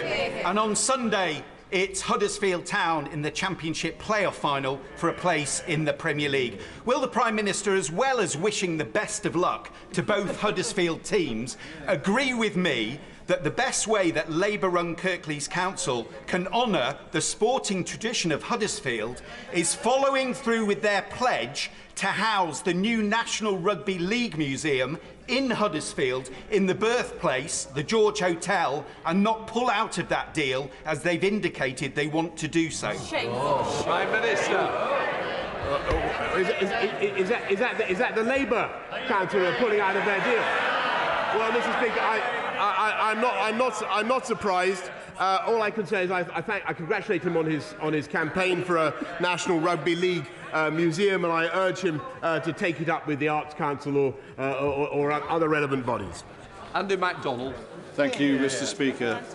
Under the cover of the pandemic, we've seen a massive shift in wealth from the poorest to the richest. A partying PM and a law-breaking rich list Chancellor have lined the pockets of their wealthy pals, whilst upwards of 175,000 of our fellow citizens have died from COVID, and they're now sitting on their hands and laughing in our faces as the cost of living crisis and fuel poverty could well leave thousands more to die of cold in their own homes. So, Mr. Speaker, when we saw pictures of the PM partying in the middle of the pandemic, was he toasting his assault on the working class? And I ask him, how on earth does he sleep at night with so much blood on his filthy, privileged hands? Mr. Speaker, from furlough onwards, everything we have done since the pandemic began has been to get money into the pockets of the working people of this country, and those are the people, time and again, that we have prioritised. And I do not for a moment, I do not for a moment doubt, Mr. Speaker, that things are tough. I do not doubt it for a moment, but it is our intention to get this country through it, and we will get through it very well by putting our arms around people as we can and as we will because of the fiscal firepower that we have, Mr. Speaker, but also by making sure that we continue with the high wage, high skill, high employment economy that we have. And the best thing to get money into people's pockets, Mr. Speaker, is to have a job. Jill Mortimer. Does the Prime Minister agree with me that when the right honourable member opposite spins his myth of a low-tax Labour Party, he clearly needs a memory job? Because, can I just remind you all that in 2019, you all stood on a manifesto that would have inflicted the highest tax burden on the people of this country in peacetime. That's probably why there's so few of you over there.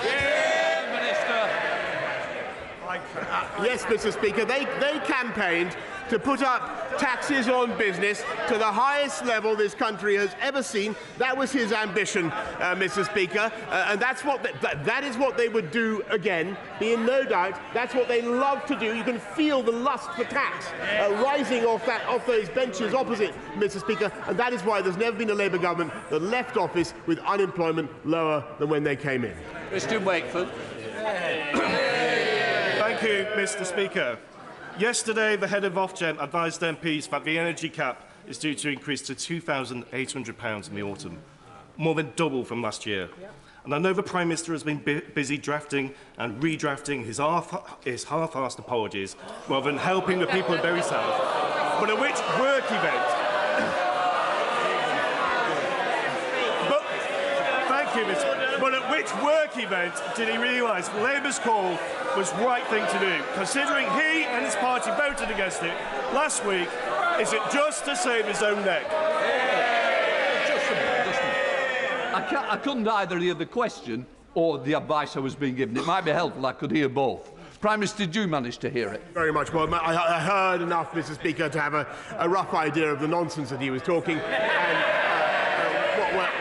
what we're doing, Mr. Speaker, is not only supporting people now, but we will continue to put our arms around the people of this country as we did during the pandemic and beyond. Can I just say, moderate language is what we normally use. I don't find it. It doesn't suit the chair, and I don't think it suits the country, so please. John Barron. Thank you, Mr. Speaker. The Prime Minister will recall I've previously raised with him the plight of 170 British Council contractors who remain in Afghanistan in fear of their lives, 85 of whom are deemed to be at very high risk. I met the Refugee Minister last week. It was a positive meeting, but we face bureaucracy which is preventing the FCDO from cutting through that bureaucracy and helping these people now, courtesy of the ACRS scheme. Will he help us cut through that red tape and help these people? We owe them a debt of obligation, and time is running out. Well, I thank him very, very much. I'll see what we can do to help those particular people, but I just remind the House that we've not only evacuated 15,000 people under Op Pitting, which I think was a great credit to this country, we've supported since then 4,600 more have come to this country, and we'll do what we can to help the people that he mentions. Boris. Thank you, Mr. Speaker. Jubilee Lead Academy in my constituency working with Nottingham citizens, recently asked me to visit the school to hear about their low pay campaign. They're tired of seeing people in our community working hard but living in poverty. And now bills are rising, inflation's at 9%, and yet the government seems incapable and, frankly, a little disinterested in doing anything to help out. Mr. Speaker, our children can see the need for emergency action. Why can't our government? Prime Minister. Mr. Speaker, everybody in work, 30 million workers will get a tax cut in July, on top of everything that we're already doing. But that is not the end of what this government is going to do to look after people. And I've told the House before this afternoon, that we will continue to use our fiscal firepower to look after the British people through the COVID aftershocks and beyond. Greg Williams. Thank you, Mr. Speaker. On Monday at 3:25, a school bus crashed into a group of school children in Llanfachronion. 3 children were airlifted to hospital, with another child and the bus driver taken by ambulance, and a 5th child was discharged at the scene. Everyone is in a stable condition. Clearly, this is a tragic accident that will stay with the community for some time. Will the Prime Minister join me, and I'm sure the whole House, in sending our love and prayers to those in hospital? And will he also praise the teaching staff of both the primary and high school, the Welsh Air Ambulance, Dyfed Powys Police, for their heroic response and their continuing response to the community? I thank my honourable friend for raising this very, very sad incident, and I'm sure the whole House, his thoughts, Mr. Speaker, will be with those who have been affected, and I want to join him in particular in paying tribute to the emergency services, but also, of course, the teachers and the staff of the school who did so much to help. Tony Antoniazzi. Thank you, Mr. Speaker. Prime Minister, my constituent Robert Walker sadly died last year. He worked for MI6 and as such disclosed in confidence that he was a gay man. This confidence was breached by the HR department at the Foreign Commonwealth Office. Recently unearthed paperwork showed that this breach largely accounted for his well-being and enforced early retirement. Would the Prime Minister offer Bob's partner, Stephen Honeyman, a posthumous apology and commit to ask the Foreign Commonwealth Office for a formal response to his treatment while he worked at MI6? Prime Minister. Well, Mr. Speaker, I want to begin by saying how grateful I am to the honourable member for raising this case, but I have to tell her I'm afraid I don't know directly about the events that she describes. What she says is very concerning. I'll make sure that she gets a meeting with the relevant minister as soon as possible. That ends Prime Minister's questions. For those who wish to leave.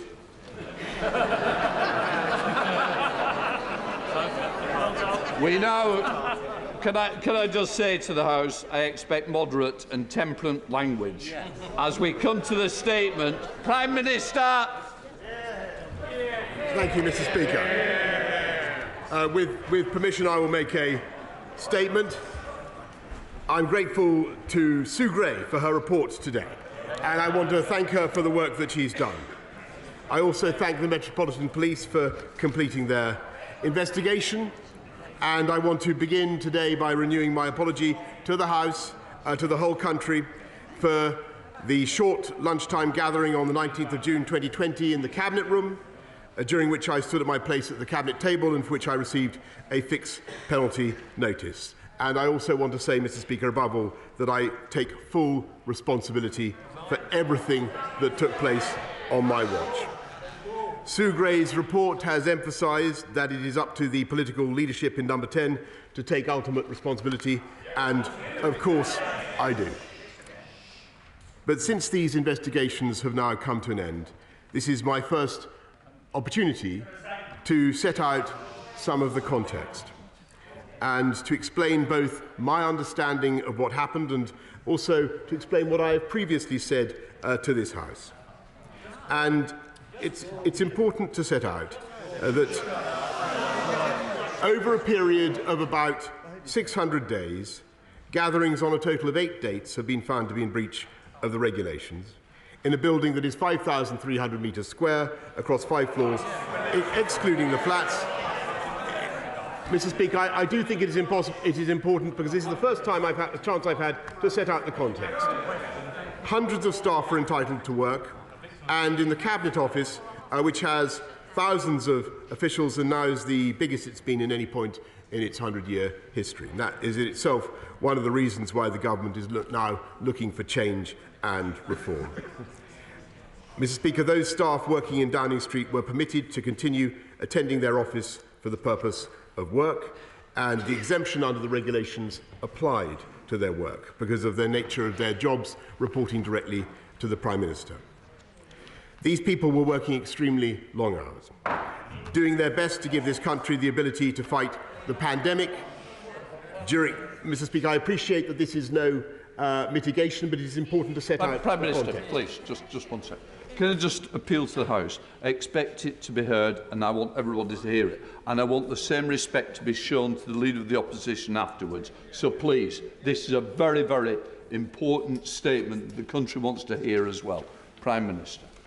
Yeah, Mr. Speaker, I'm trying to set out the context, not to mitigate or to absolve myself in any way. The exemption under which they were present in Downing Street includes those circumstances where officials and advisers were leaving the government. And it was appropriate to recognise them, to thank them for the work that they have done. Let me come to that, Mr. Speaker. I briefly attended such gatherings to thank them for their service, which I believe is one of the essential duties of leadership, and particularly important when people need to feel that their contributions have been appreciated, and to keep morale as high as possible. I'm trying to explain the reasons I was there, Mr. Speaker.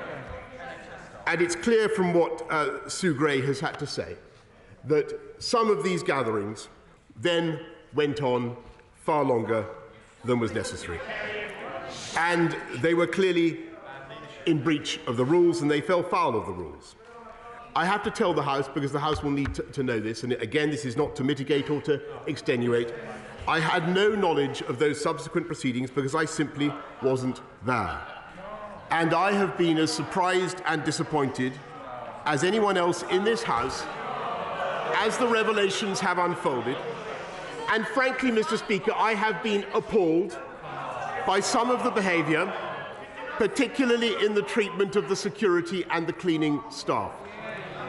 And I would like to apologise to those members of staff. And I expect anyone who behaved in that way to apologise to them as well. And I'm happy to set on the record now that when I said, and I came to this House and said in all sincerity that the rules and guidance have been followed at all times, it was what I believed to be true. It was certainly the case when I was present at gatherings to wish staff farewell, and the House will note that my attendance at these moments, brief as it was, has not been found to be outside the rules. But clearly this was not the case for some of those gatherings after I had left, and at other gatherings when I was not even in the building. So I would like to correct the record, to take this opportunity, not in any sense to absolve myself of responsibility, which I take and have always taken, but simply to explain why I spoke as I did in this House. Mr. Speaker, in response to her interim report, Sue Gray acknowledges that very significant changes have already been enacted. She writes, and I quote, "I am pleased that progress is being made in addressing the issues I raised." And she adds, "Since my update, there have been changes to the organisation and management of Downing Street in the Cabinet Office with the aim of creating clearer lines of leadership and accountability, and now these need the chance and time to bed in. Number 10 now has its own permanent secretary charged with applying the highest standards of governance. There are now easier ways for staff to voice any worries, and Sue Gray welcomes that, and I quote, "Steps have since been taken to introduce more easily accessible means by which to raise concerns electronically, in person or online, including directly with the Permanent Secretary." The entire senior management has changed. There is a new Chief of Staff, an elected member of this House, who also commands the status of a Cabinet Minister. There is a new Director of Communications, a new Principal Private Secretary, and another of other key appointments in my office. I am confident with the changes and new structures that are now in place, that we are humbled by the experience, and we have learned our lesson. And I want to conclude by saying that I, Mr. Speaker, I am humbled and I have learned a lesson, Mr. Speaker. And I want to conclude by saying that whatever the failings of yeah, we'll come to that. We'll come to that. And whatever the failings of Number 10 and the Cabinet Office throughout this very difficult period, and my own, for which I take full responsibility, I continue to believe that the civil servants and advisers in question, hundreds of them, thousands of them, some of whom, Mr. Speaker, are the very people who've received fines, are good, hard-working people, motivated by the highest calling to do the very best for our country. And I will always be proud of what they achieved, including procuring essential life-saving PPE, creating the biggest testing programme in Europe, and helping to enable the development and distribution of the vaccine which got this country through the worst pandemic of a century. And now, Mr. Speaker, we must get our country through the aftershocks of COVID with every ounce of ingenuity and compassion and hard work. So I hope that today, as well as learning the lessons from Sue Gray's report, which I'm glad I commissioned, and again, I repeat I'm grateful to her. I hope very much that now that she has reported, we will be able to move on and focus on the priorities of the British people, standing firm against Russian aggression, easing the hardship caused by the rising costs that people are facing, fulfilling our pledges to generate a high-wage, high-skill, high-employment economy that will unite and level up across the whole of our United Kingdom. That is my mission, that is our mission, that is the mission of the whole of the government, and we will work day and night to deliver it, and I commend this statement to the House. We now come to the Leader of the Opposition, Keir Starmer. Thank you, Mr. Speaker.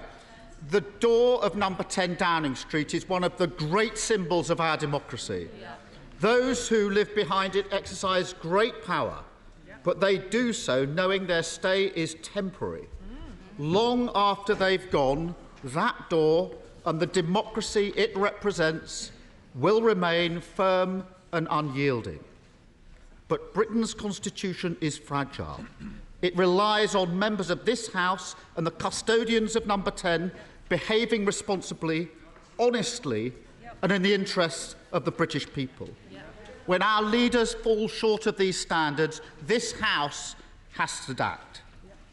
For months, members opposite have asked the country to wait. First, for the police investigation, which concluded that this Prime Minister is the first in our country's history to have broken the law in office.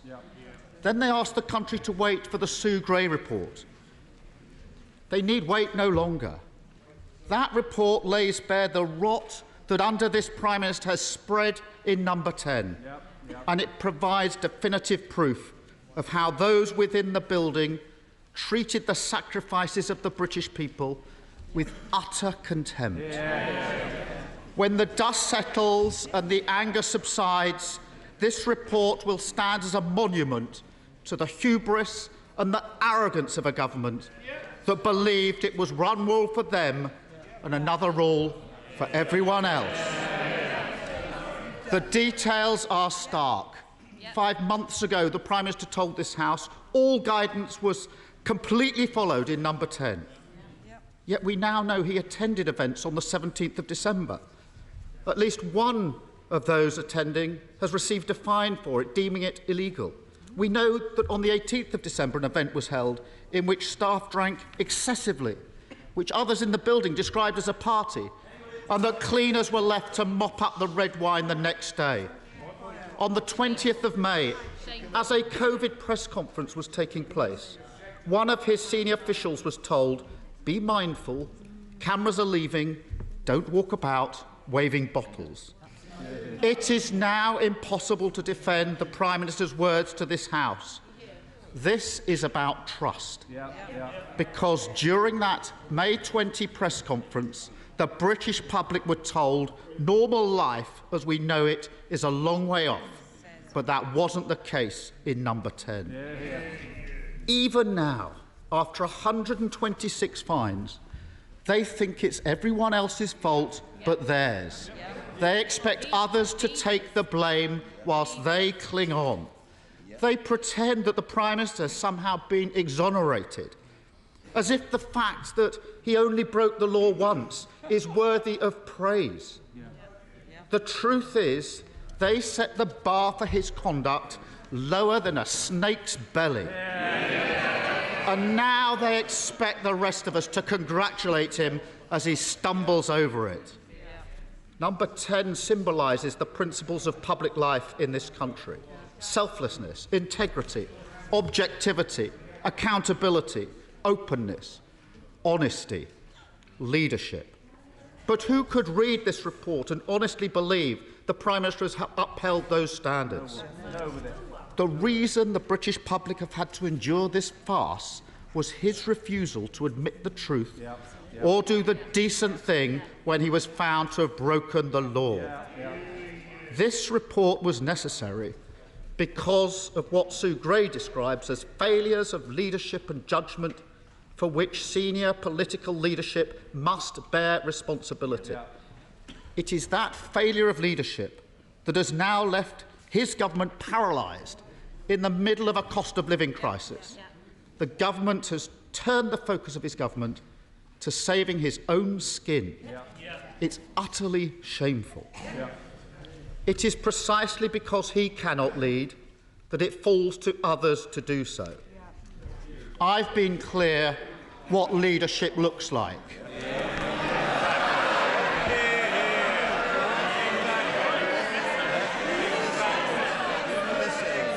I haven't broken any rules, and any attempt to compel... Sorry. Can I just calm it down? Quite rightly, I wanted to the Prime Minister. I expect the same of the Leader of the Opposition. Now, those who don't wish to hear, please, go and have a cup of tea or something. Kiss that, man. I've been clear what leadership looks like. I haven't broken any rules, and any attempt to compare a perfectly legal takeaway while working to this catalogue of criminality looks even more ridiculous today. But, Mr. Speaker, if the police decide otherwise, I will do the decent thing and step down. The public need to know that not all politicians are the same.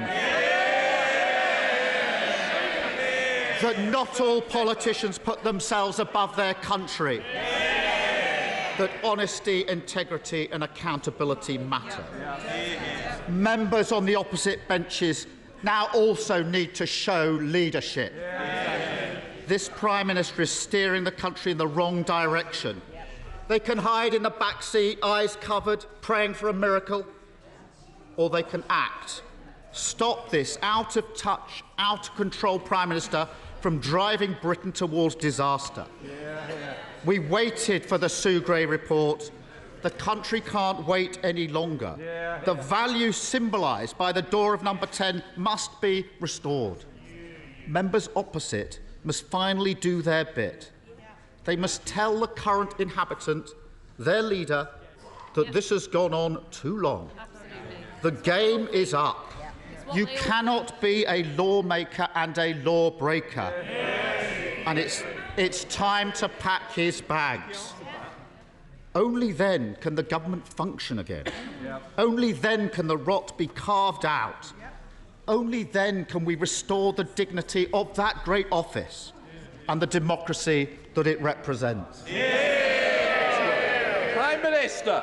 Mr. Speaker, the right honourable gentleman talks about what went on in number 10 Downing Street and the events behind that black door, and the number of the events. And all I will say to him is that he, throughout the pandemic, was not leading many thousands of people in the fight against coronavirus. He was sniping from the sidelines and veering from one position to the next.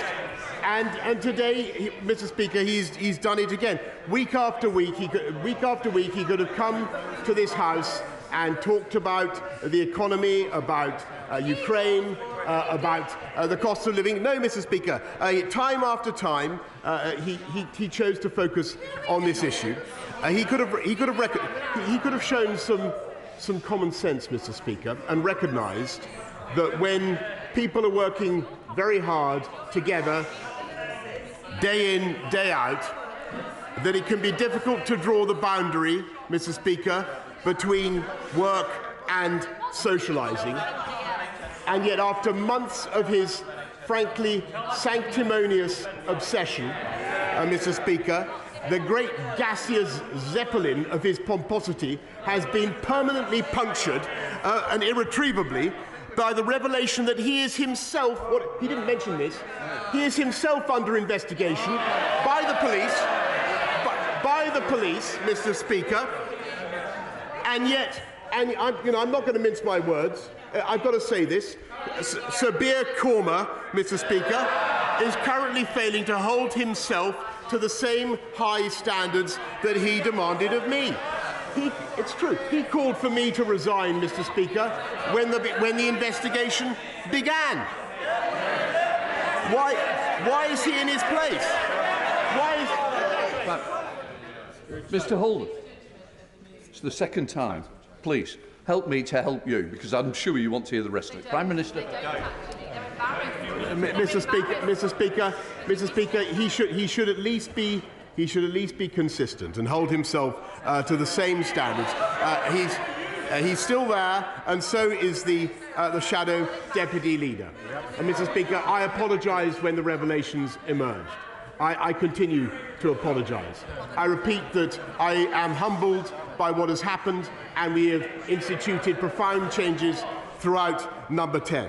But I think in view of the mess that he has found himself in it would now be a sensible thing for him too to apologise, so that we can all collectively move on, Mr. Speaker. And that, I think, is what the people of this country want to see above all. They want to see leadership from this House of Commons, leadership from both parties, Mr. Speaker, in dealing with their priorities. And that is why we are focused on getting through the aftershocks of COVID. That's why I'm proud of what we did to roll out the fastest vaccine campaign in Europe. And that's why I'm proud that we now have the lowest unemployment anywhere in this country for 50 years, Mr. Speaker. That is what the people of this country want. I appreciate that he has his points to make, but I think overwhelmingly the will of this country is for us now to say thank you, to Sue Gray, and for us collectively to move on. Sir Robert Butland. You, Mr. Speaker. My right honourable friend well knows the rules apply to him as much to all of us. And the rules of this House are clear that anybody who comes here and deliberately lies and misleads this House should leave their position, resign or apologise. My right honourable friend has been asked many times about specific incidents, specific events that Sue Gray has outlined. Has he on any occasion come to this House in response to specific questions about specific events and deliberately lied to us? No, Mr. Speaker, for the reason I have given, that at the time that I spoke to this House, I believe that what I was doing was to attend work events, and with the exception of the event in the Cabinet room, that is a view that has been vindicated by the investigation. We now come to the Leader of the SNP, Ian Blackford. Thank you, Mr. Speaker. As I speak, the public is poring over the sordid details of what went on out of the public eye behind the high gates and the walls of the Prime Minister's residence, and the report is damning. It concludes, many gatherings and many individuals did not adhere to COVID guidance. Events were attended by leaders in government and should not have been allowed to happen. Junior civil servants believed their involvement was permitted by the attendance of senior leaders. There was an unacceptable lack of respect and poor treatment of security and cleaning staff. And crucially, Mr. Speaker, the senior leadership at the centre, both political and official, must bear responsibility for this culture. That leadership came from the top. And the Prime Minister, in the words of the report, must bear responsibility for the culture. A fish rots from the head. Mr. Speaker, the Prime Minister's dispatch box denial of a party taking place on the 13th of November is now proven to be untrue. He was there on the 13th of November, photographed, raising a toast, surrounded by gin, wine and other revellers. The charge of misleading Parliament is a resignation matter. Will the Prime Minister now finally resign? This Prime Minister has adopted a systematic, concerted and sinister pattern of evasion. Truthfulness, honesty and transparency do not enter his vocabulary. It is just not part of his way of being, and it speaks for the type of man that he is. Credibility, truth, morality all matter, and the Prime Minister has been found lacking time and time again, and he can shake his head, but that's the reality, Prime Minister. Ethics have to be part of our public life, and ethical behaviour has to be at the core of the demeanour and the response of any Prime Minister. The Prime Minister brings shame on the office and has displayed contempt not only to the members of this House, but to every single person who followed the rules. They stayed away from family, those who missed funerals, those who lost someone they loved. So when the Tory members opposite retire to the 1922 committee this evening, I hope they will bear in mind the now infamous government advert featuring a desperately ill COVID patient. It said, "Look into her eyes and tell her you never bend the rules." If they don't submit a letter, if they don't remove this Prime Minister, how will they ever look at their constituents in the eye ever again? Mr. Speaker, I think that the right honourable gentleman should look closely at her Sue Gray's report, and I repeat my thanks to her. I stress that the nature and length of my involvement in these events is very clear from what she says, and I take full responsibility for what happened, and that is why we've taken the steps that we have to reform and improve the way Number 10 works. We are humbled by what has happened, and we have changed it. Peter Byrne. Thank you, Mr. Speaker. Since I've been elected to this House, I've been running a campaign called Listening to Wellingborough and Rushden. And you may recall on one occasion that group asked me to present a letter at PMQ calling for a previous Prime Minister to resign. What they're telling me today, Mr. Speaker, is their concerns are the terrible war in Ukraine, the illegal immigrants crossing the Channel, and the economy. And their message to the Prime Minister is to get on with the job. Does he agree with the Listening to Wellingborough and Rushden campaign? I agree with it. I agree with them profoundly and passionately, Mr. Speaker, and that's exactly what I'm going to do. Catherine West. Thank you very much, Mr. Speaker. The Prime Minister said that on the 13th of November 2020, the ABBA party he attended briefly, his defence was a job interview. Can he confirm he was only in his flat and he met Henry Newman to discuss a job? And can he confirm what the other special advisers were doing? Were they part of the job interview as well? Mr. Speaker, that evening was extensively investigated, to the best of my knowledge, and I don't believe I can improve on what Sue Gray has had to say. Tobias Elwood. Thank you, Mr. Speaker. This is a damning report about the absence of leadership, focus and discipline in Number 10, the one place where you expect to find those attributes in abundance. I made my point and my position very clear to the Prime Minister. He does not have my support. But a question I humbly put to my colleagues is, are you willing, day in and day out, to defend this behaviour publicly? Can we continue to govern without distraction, given the erosion of the trust with the British people? And can we win the general election on this current trajectory? The question I place to the Prime Minister is now, Mr. Speaker, I'm being heckled by my own people. If we cannot work out what we're going to do, then the broad church of the Conservative Party will lose the next general election. But my question to the Prime Minister is very clear on the question of leadership.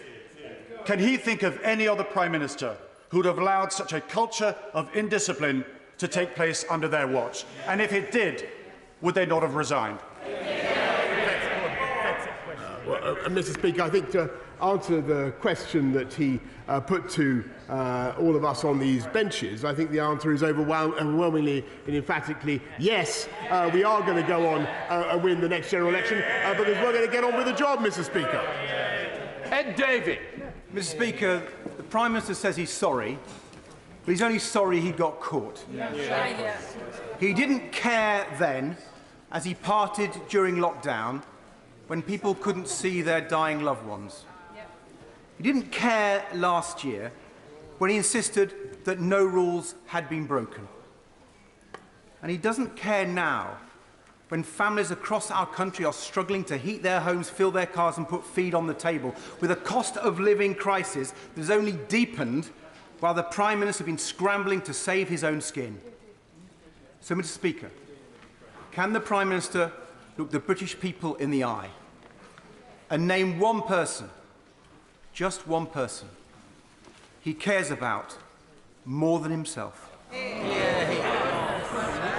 Mr. Speaker, I can tell him that there are people in Number 10 Downing Street, including me, who cared passionately about making sure that we had the PPE that we needed, we had the fastest vaccine rollout in Europe, and that we protected this country from COVID. And that is what people were doing. And I may say that the abuse that has been directed at civil servants and officials is, I think, wholly unwarranted. Robert Jenrick. Thank you, Mr. Speaker. When I think of civil servants and advisers during that period, I think of the brilliant civil servants who helped move mountains to create the shielding programme within a matter of days. I think of the brilliant civil servants and advisers that got 90% of homeless people off the streets within days. Would my right honourable friend agree with me that these achievements and others should mean that nothing in this report is a stain upon the character of the thousands, if not hundreds of thousands, of civil servants, whether in Number 10, other government departments, or across the country, who helped steer this country through the pandemic? And secondly, difficult though this is to say for many, with a war in Europe, with an economic crisis, with the challenges this country faces, is it not really true that it is now time to turn a page, and for this country, our politics and this House to move forwards? I agree with him absolutely passionately, Mr. Speaker. I think the best thing, I think we can study the report, we can draw the conclusions that we want. The best thing now for our country is to move forwards together, and that's what we're going to do. Dame Angela Riedel. Mr. Speaker, we all understand, and the Prime Minister understands, that not being truthful on the floor of this House requires a resignation. My honourable friend, the member for Hornsey and Wood Green, asked the Prime Minister a point-blank question on the floor of this House when he was at that dispatch box. She asked him if he had been to a party on the 13th of November in 10 Downing Street He said he hadn't and that no party had happened. There are 4 pictures of it. There are 4 pictures of it, Mr. Speaker, featured in the Sue Gray report. Will the Prime Minister account now, on the floor of the House, for his answer to that very specific question? Yes, of course, Mr. Speaker, and I tried to do it in what I said earlier on, and the answer is that it's part of my job to say thank you to people who work in government. That's what I was doing. I believed it was a work event, and indeed there has been no fine issued to me as a result of my attendance at that event, because that is what I was doing. Continue. Mr. Speaker, I commend Sue Gray for the report, and I do understand why people are angry. Having looked at the pictures of the birthday party in the Cabinet Office, I think the opposition are going to be quite hard-pressed to explain why they have such moral outrage about that, but not about the late-night beers that happened just down there. However, one of the things I was very troubled by was the language that was used towards the custodian. Would the Prime Minister join with me now, and I'm sure the whole House would agree, the level of respect and gratitude that we have to every single cleaner and worker and all the people in the tea room that work in this place? Thank you, sir. I thank her very, very much, and I agree very much with what she has just said. And I think that as I said in my opening statement, Mr. Speaker, I think the behaviour towards any rudeness towards a member of staff is absolutely inexcusable, and I want whoever was responsible to apologise. Thank you very much, Mr. Speaker. I feel as if I have completely let down those who showered me with so much love. Why wasn't I by the bedside of my lovely grandmother during her final few days? Why did I let her die alone in that hospital? Why did I not attend the funeral of my uncle because of worries about government restrictions on numbers? And why did I not go to comfort my brother-in-law's father as he was dying in a Slough care home? Why, with all of this context, it is utterly hypocritical for those individuals who were preaching to us ad nauseum about patriotism, the flag and the Queen, for those very people to then be having late-night parties, including 2 on the night before the Queen had to sit all alone during her husband's funeral when the country was in a state of national mourning. Absolutely shameless. So, Prime Minister, given that the Prime Minister is not going to do the right and honourable thing, does he agree with me that it is not the support and sympathy of the British people that is keeping him in power, the majority of whom want him to resign? It is the support and sympathy of those concerned... Order! Order! I'm sorry, but it's meant to be a question, and also we don't normally bring monarch into proceedings. And I'm sure that the Prime Minister will have got the gist, and quite really, I understand the emotions behind it, but it's going to be short of Prime Minister. Mr. Speaker, I'm very sorry for the honourable gentleman's loss, and he has a perfect right to speak with the passion that he does. All I can say is that I take full responsibility for what happened. I do, and we have made extensive changes. John Barron. Mr. Speaker, I believe both leaders have a lot to answer for with regards to this issue. The British Army teaches you, or certainly believes at its very core, that you serve to lead and you lead by example.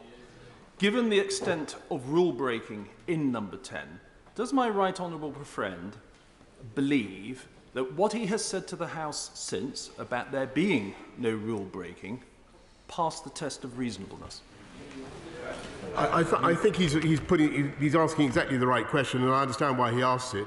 But I've tried to give my answer to him and to the House, which is that I believe that I was attending work events. Those are the ones of which I had knowledge, and with the exception of what took place in the cabinet room in June of 2020, that view has been sustained by the investigation. Janet Charry. Speaker, neither I nor my Edinburgh South West constituents would wish to live in a state where the government of the day could influence the police in the exercise of their duty to investigate without fear or favour. So we're puzzled as to why the Prime Minister didn't receive questionnaires in respect of 3 gatherings where other people in number 10 received questionnaires. And we're also puzzled as to why the ABBA party in the Prime Minister's flat has never been investigated either by Sue Gray or the Metropolitan Police. So can I ask the Prime Minister what can be done by way of an independent investigation to assure me and my constituents that the Metropolitan Police have not been nobbled? Well, that would greatly surprise me, Mr. Speaker, but I think she should look more closely at Sue Gray's report, because I think she will find the answer she needs. Michael Babrickan. Mr. Speaker, I understand the outrage of people in Lichfield and Burntwood, and indeed the honourable gentleman opposite, who have lost loved ones. But I also understand, having been an employer, that attending an event where someone is leaving is considered to be a working event. And my right honourable friend clearly got guidance that turned out to be wrong. So can he now explain how the appointment of a new permanent secretary at number 10 will make a difference in the future? I thank him very much. And what we're doing is not only the structure of number 10 has changed, so there's more direct command and control for the whole building, which was a little bit unclear before. And so there is a new permanent secretary with direct responsibility for the whole office, as it were, hundreds and hundreds of people, as opposed to that function being nominally to be addressed by the principal private secretary. And the lines of, as Sue Gray said, the lines of command were not clear. Sue Gray. Coulter. Thank you, Mr. Speaker.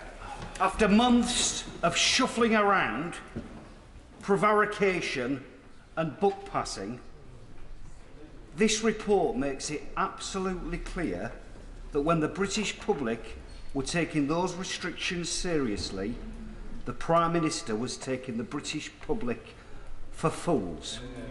That's why the Prime Minister and his government cannot now be taken seriously. Isn't it time he said goodbye so that the rest of us could say good riddance? Mr. Speaker, I really don't think that the government can be blamed for the delay that he complains of.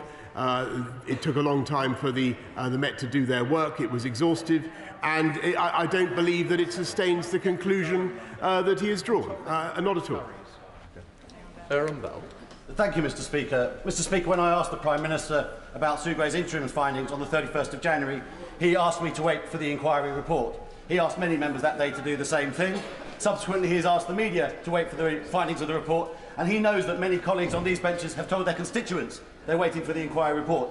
So I was very surprised to read in the Times the intimation that he may have asked Sue Gray not to publish the report at all. Is there any truth to that suggestion, Prime Minister? Mr. Speaker, what Sue Gray has published is entirely for Sue Gray, and it is a wholly independent report, Mr. Speaker. Boris Sherman.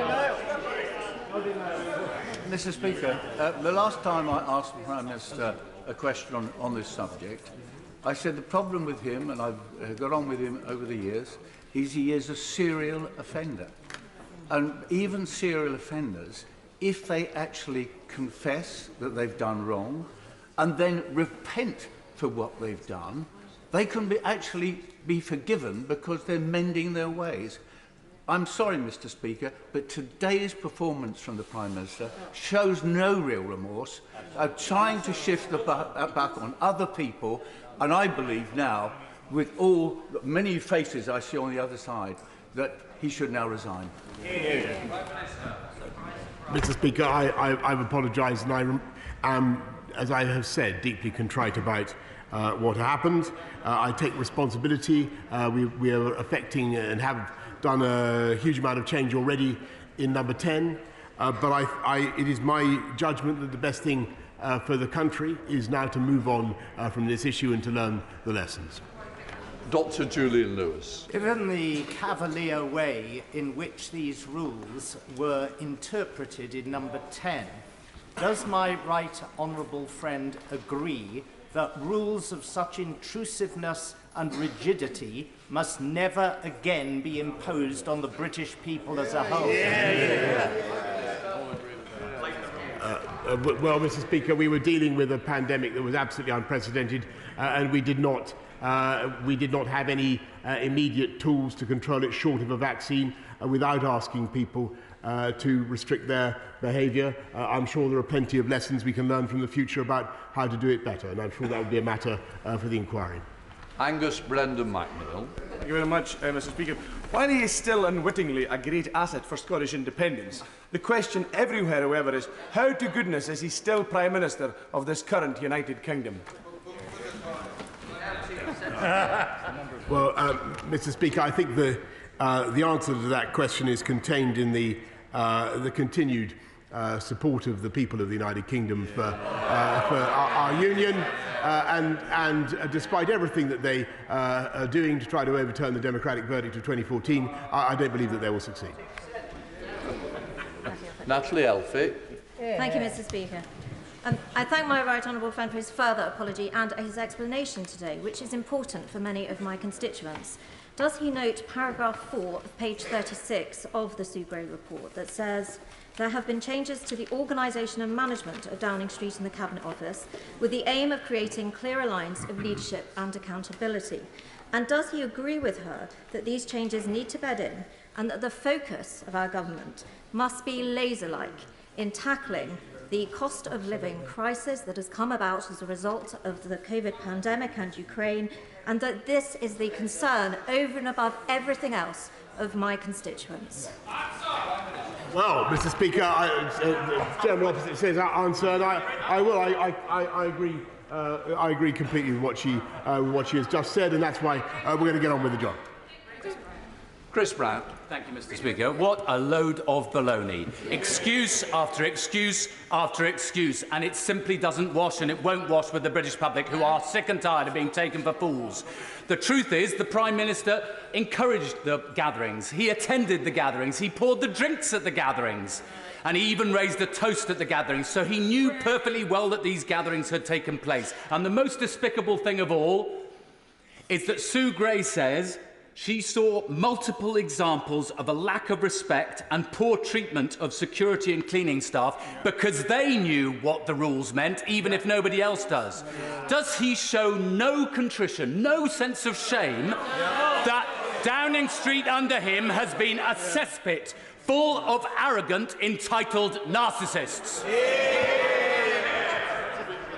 Mr. Speaker, as I've said to the House already, I think that it is absolutely disgraceful in any circumstances to be rude to people who are helping you, and rude to staff, rude to custodians. It's intolerable, and I will make sure that those who are guilty of it apologise or are otherwise disciplined. Jack Brereton. Mr. Speaker, now we've had this report and the Prime Minister has repeatedly apologised, does my right honourable friend not agree that we should be focusing on the real issues that matter to the British public, which is... Sorry for one. Both of you, I think, need for a cup of tea outside because I can't hear with you both shouting. So a separate debate was trying to be created, but we don't need to worry anymore. Jack Barrett. Mr. Speaker, does my right honourable friend not agree we should focus on the real issues that matter to the British people, dealing with the cost of living and also the issues with Russia's invasion of Ukraine? And given what happened in Durham, the only people left to apologise in this chamber are on those Labour benches, on the Labour front benches opposite. Yes, Mr. Speaker, I think those people in glass houses should not throw stones. Sybil Roberts. To call this a damning report for the Prime Minister is an understatement. It states the senior leadership at the centre, both political and official, must bear responsibility for this culture, both political and official. For 168 days, he's used Sue Gray as a human shield against this duty. In this farce of a parliamentary system, it's now all down to Tory MPs, and there are not many left here, for them to grow a backbone and oust this moral vacuum of a Prime Minister. Will he spare them the trouble and resign? No, Mr. Speaker. Thank you, Mr. Speaker, and can I thank Sue Gray for bringing this report to us today, and of course the Metropolitan Police for concluding their inquiries before that. But does the Prime Minister agree with me that investigations should be carried out without outside interference or statements towards the police or others? And would the Prime Minister now urge the Leader of the Opposition to respect this too with regards to Durham Constabulary? Yes, sir, Mr. Speaker, that sounds like very sound advice. Thank you, Mr. Speaker. My mother, my father-in-law and my mother-in-law are just 3 of the nearly 180,000 people who died from COVID-19 in Britain. The laws broken by the Prime Minister, the Chancellor and others were not victimless crimes. They were not silly rules and meaningless red tape. They were designed to protect lives. Mr. Speaker, the doctors and nurses who cared for my relatives at North Manchester General Hospital were not clocking off for Wine Time Friday. So for the first time in his life, will the Prime Minister do the right thing and resign? No, Mr. Speaker, but I want to assure him that I understand the reasons why he feels as he does, but I also want to say that everybody in Number 10 took the pandemic with the utmost seriousness. I agree for his loss. We were doing our best to contain a very, very difficult situation. Craig McKinley. Speaker, my right honourable friend will be aware that I voted against much of this COVID legislation over the last couple of years because I felt a lot of it was pettifogging, ridiculous and unnecessary. I think an apology should be paid by this entire House to the British people to allow a lot of this nonsense legislation to be in place. Whereas I have great comfort and respect that the courts tend to come to the same conclusion for the same offences, it would seem that the legislation that we passed allowed an individual police force to come to different conclusions, and certainly different police forces. Because of the photos I've seen, I'd much rather have been at the curry and beer than the birthday party that the Prime Minister had in the Cabinet room. I thank him very much, and all I can say is that those matters are for the relevant forces. Mr. McGovern. Mr. Speaker, I don't believe that the Prime Minister has any credibility left because my constituents tell me that they don't believe what he says. So I want to ask the Prime Minister about what I think to be the bare minimum in this situation. When it comes to the cleaning staff and the security staff in Number 10 treated with a lack of respect, has the Prime Minister personally apologised to them? I thank her. This is the first that I've seen of the detailed criticisms of civil servants for that abuse. I've said that I think it's intolerable, and I will make sure that staff, custodians, cleaners who were treated disrespectfully get a proper apology. I've apologised to them today. I've apologised to them today already from this dispatch box. Rarely in my 21 years in this House have I heard such utter drivel than what we've been presented to today. I've tried to find words to capture what the Prime Minister said. Disingenuous, delusional, slippery, self-serving, and I know I can't say dishonest in this place. No attempt at remorse, all somebody else's fault. Surely if he was half the man that he thinks he is, he would summon that self-respect and just go. I direct him to what I've already said. Barbara Keeler. Speaker, I want to quote the following to the Prime Minister and all those on his side. We've just heard one who want to suggest the COVID rules didn't matter. It's from palliative care doctor, Dr. Rachel Clark. To NHS staff, it was abundantly clear that the way you survive a pandemic is together. In 2020, collective compliance was all NHS patients had to protect them. Basic, selfless public decency mattered. Rules were hated but obeyed because we care about each other. And that glass of wine in the PM's hand It's been thrown in the face of all of us. How does he reply to that? Mr. Speaker, I wish things could have been handled better, and I wish things we got things right in number 10 in the way that we didn't. And I apologise again for things that got wrong, but things we got wrong. But we've already changed the way we work, and I really think it's time that the country moved on. Wendy Chamberlain. The Prime Minister has previously stated that Partygate investigations would be fully complied with, but today there are reports that senior staff simply didn't answer the questionnaires and as a result have avoided being fined. Can the Prime Minister therefore confirm whether all senior staff at number 10, including himself, met their obligations and replied to the Metropolitan Police in full? As she knows, those are a matter for the Met. Nasha. Thank you, Mr. Speaker. The Prime Minister said, "I briefly attended such gatherings to thank them for their service, which I believe is one of the essential duties of leadership." He wouldn't know leadership if it hit him in the face from where my constituents stand. And I'll tell him why. Because there's doctors who gave their lives. Their families weren't allowed to attend their funerals. I was on the phone when the trust I work with had to make decisions of leadership to separate people from not being able to see their dying relatives. I was on the phone to somebody whilst they died, begging me to let them see him. That's what leadership is, when those were difficult decisions they had to make, when nurses couldn't go home and had to book into hotels so they didn't spread infections. So if he had an ounce of leadership, he'd resign, so why doesn't he? I refer her to what I've already said.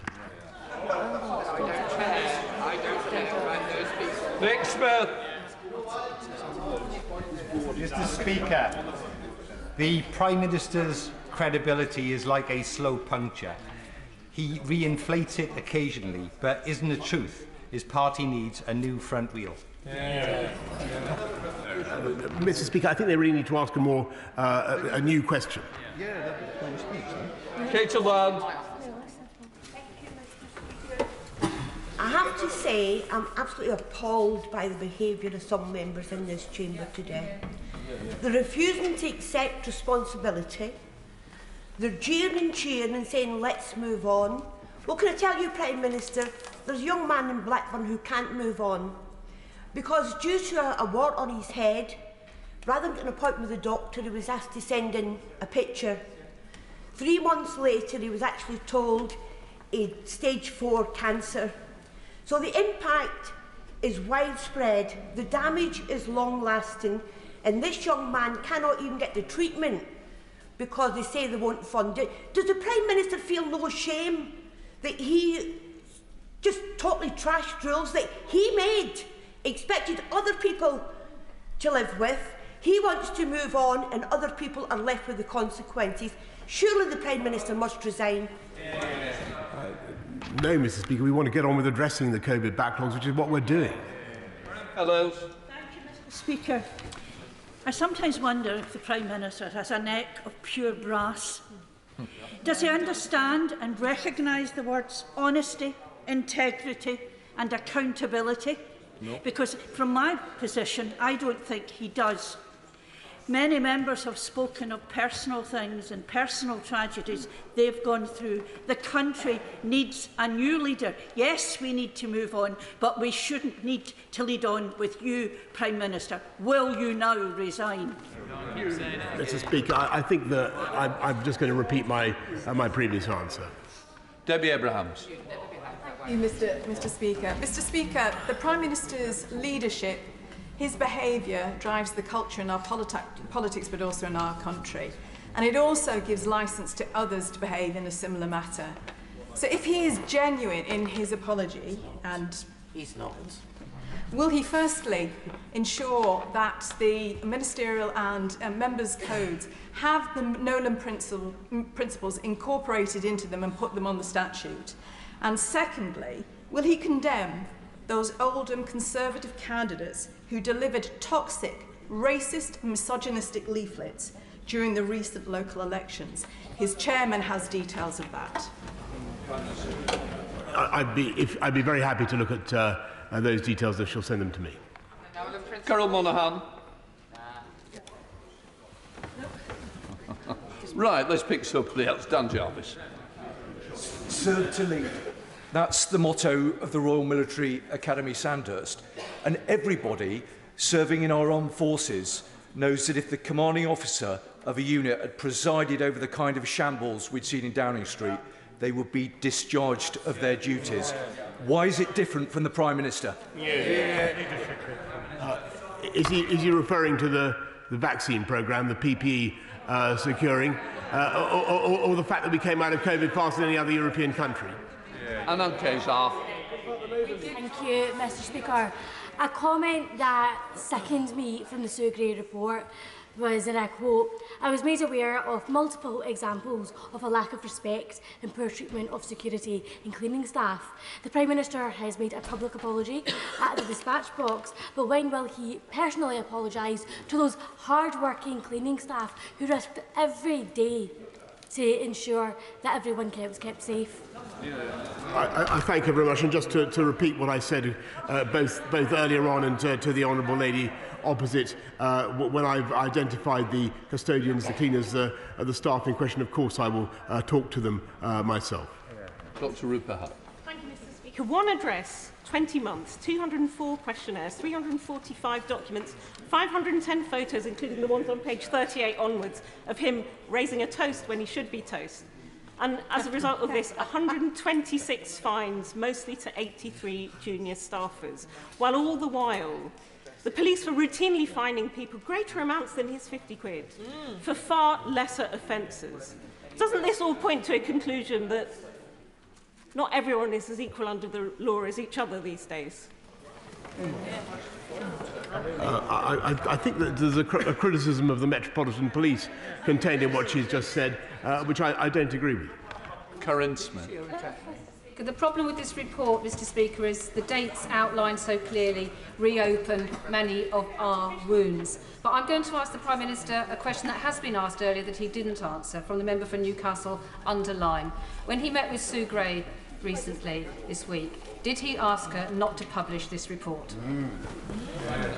No, Mr. Speaker, and what I can tell the honourable lady is that this is a wholly independent report, and the judgments contained in it are a matter for Sue Gray. I'm grateful to her. I'm grateful to her for what she has done, and I believe that it has been I think her interim report was extremely useful to the government in making the changes that we have. Mr.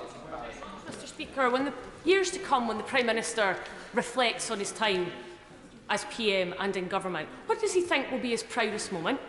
Will it be breaking his own lockdown laws and being fined? Will it be misleading Parliament? Or will it be lying to the Queen and presiding over such a toxic environment that, as according to Sue Gray's report, staff in his office had a lively party the night before her husband's funeral? Mr. Speaker, I will look back many years hence on from this period. I think the fastest vaccine rollout in Europe wasn't half bad. Being the first country anywhere in the world, Mr. Speaker, to put an approved vaccine in anybody's arms, and to come out of COVID faster than any other European country, those are already very considerable achievements. To say nothing of delivering Brexit, which I'm afraid which she would not have done, and nor would the party opposite, Mr. Speaker. Sarah Jones. Mr. Speaker, the Prime Minister was asked whether he thought any other Prime Minister would have allowed such rule-breaking on their watch. Well, I was a senior civil servant for two Prime Ministers, Gordon Brown and the Honourable Lady for Maidenhead, and I can tell him, when I was a senior civil servant, no such behaviour would have occurred.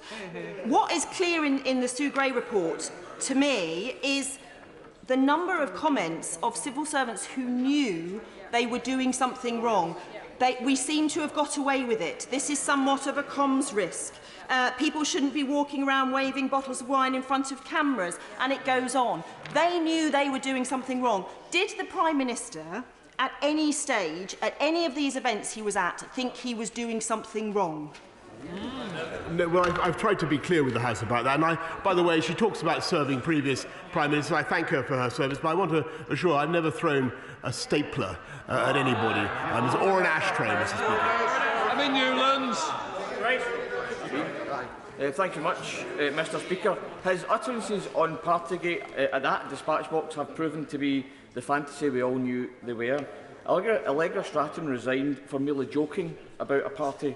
She's more integrity in a little finger than the Prime Minister could ever hope of possessing. This charlatan of a Prime Minister is without shame, without credibility, and without any hope of ever winning another election. So does he agree that he will sacrifice anyone or any institution, including his own party, to try and keep his ever-weakening grip on power? Mr Speaker, I know why they want to remove me from office. It's because we're going to get on and win the next election. And that's the reality. Lynn Brown. Speaker, maybe the Prime Minister could help me again. If no rules were broken, what on earth did Martin Reynolds mean when he said we got away with it, referring, of course, to the Bring Your Own Booze party on the 20th of May? What did he mean, we got away with it? Mr Speaker, I can't give an exegesis of what's in the report. She can read the report for herself. Thank you very much, Mr Speaker. When the Prime Minister says he's sorry, we know he's sorry for getting caught. One of my constituents, Louise, was in hospital in November 2020. A very elderly woman lay in the bed next to her, crying and begging for her family. She asked Louise to phone and ask them why they hadn't come to see her. The last thing she said to Louise was, "I won't be here in the morning." She died with a student nurse holding her hand, which haunts Louise to this day. Does the Prime Minister agree with Louise when she says he's a liar and must resign? I have every sympathy for Louise and all those who have suffered, but no, Mr Speaker, for the reasons I've given, I don't agree with what he's just said. Stephen Farrell. Thank you, Mr Speaker. The Prime Minister has presided over a culture of law-breaking, entitlement and privilege in Downing Street. He cannot credibly plead ignorance on that point. In his statement, he has sought to try to rationalise this by saying that the staff in Downing Street were working long, pressurised hours battling COVID. So what does he say to the thousands of doctors, nurses, care workers, the emergency services, cleaners, security staff, and indeed civil servants up and down the country who didn't have alcohol-fuelled work events, parties or leaving dues?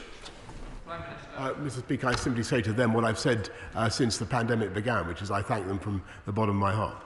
Steve McCabe. When I previously asked the Prime Minister to release the publicly funded photographs of these incidents, he declined because of the police investigation. Is there any conceivable reason, Mr Speaker, why the full publicly funded catalogue of these incidents should not now be released so that the public can see and judge for themselves? Mr Speaker, what I can tell him is that, to the best of my knowledge, I think all the evidence has been seen by Sue Gray and by the Metropolitan Police. There may be issues about what else can be released more generally, but he has, I believe, a representative. The public has, I think, a representative sample of the images. Nick Allen. Speaker, 5 times in a 5-page report, the Prime Minister indicates that he takes responsibility. But in actual fact, he hasn't, not once.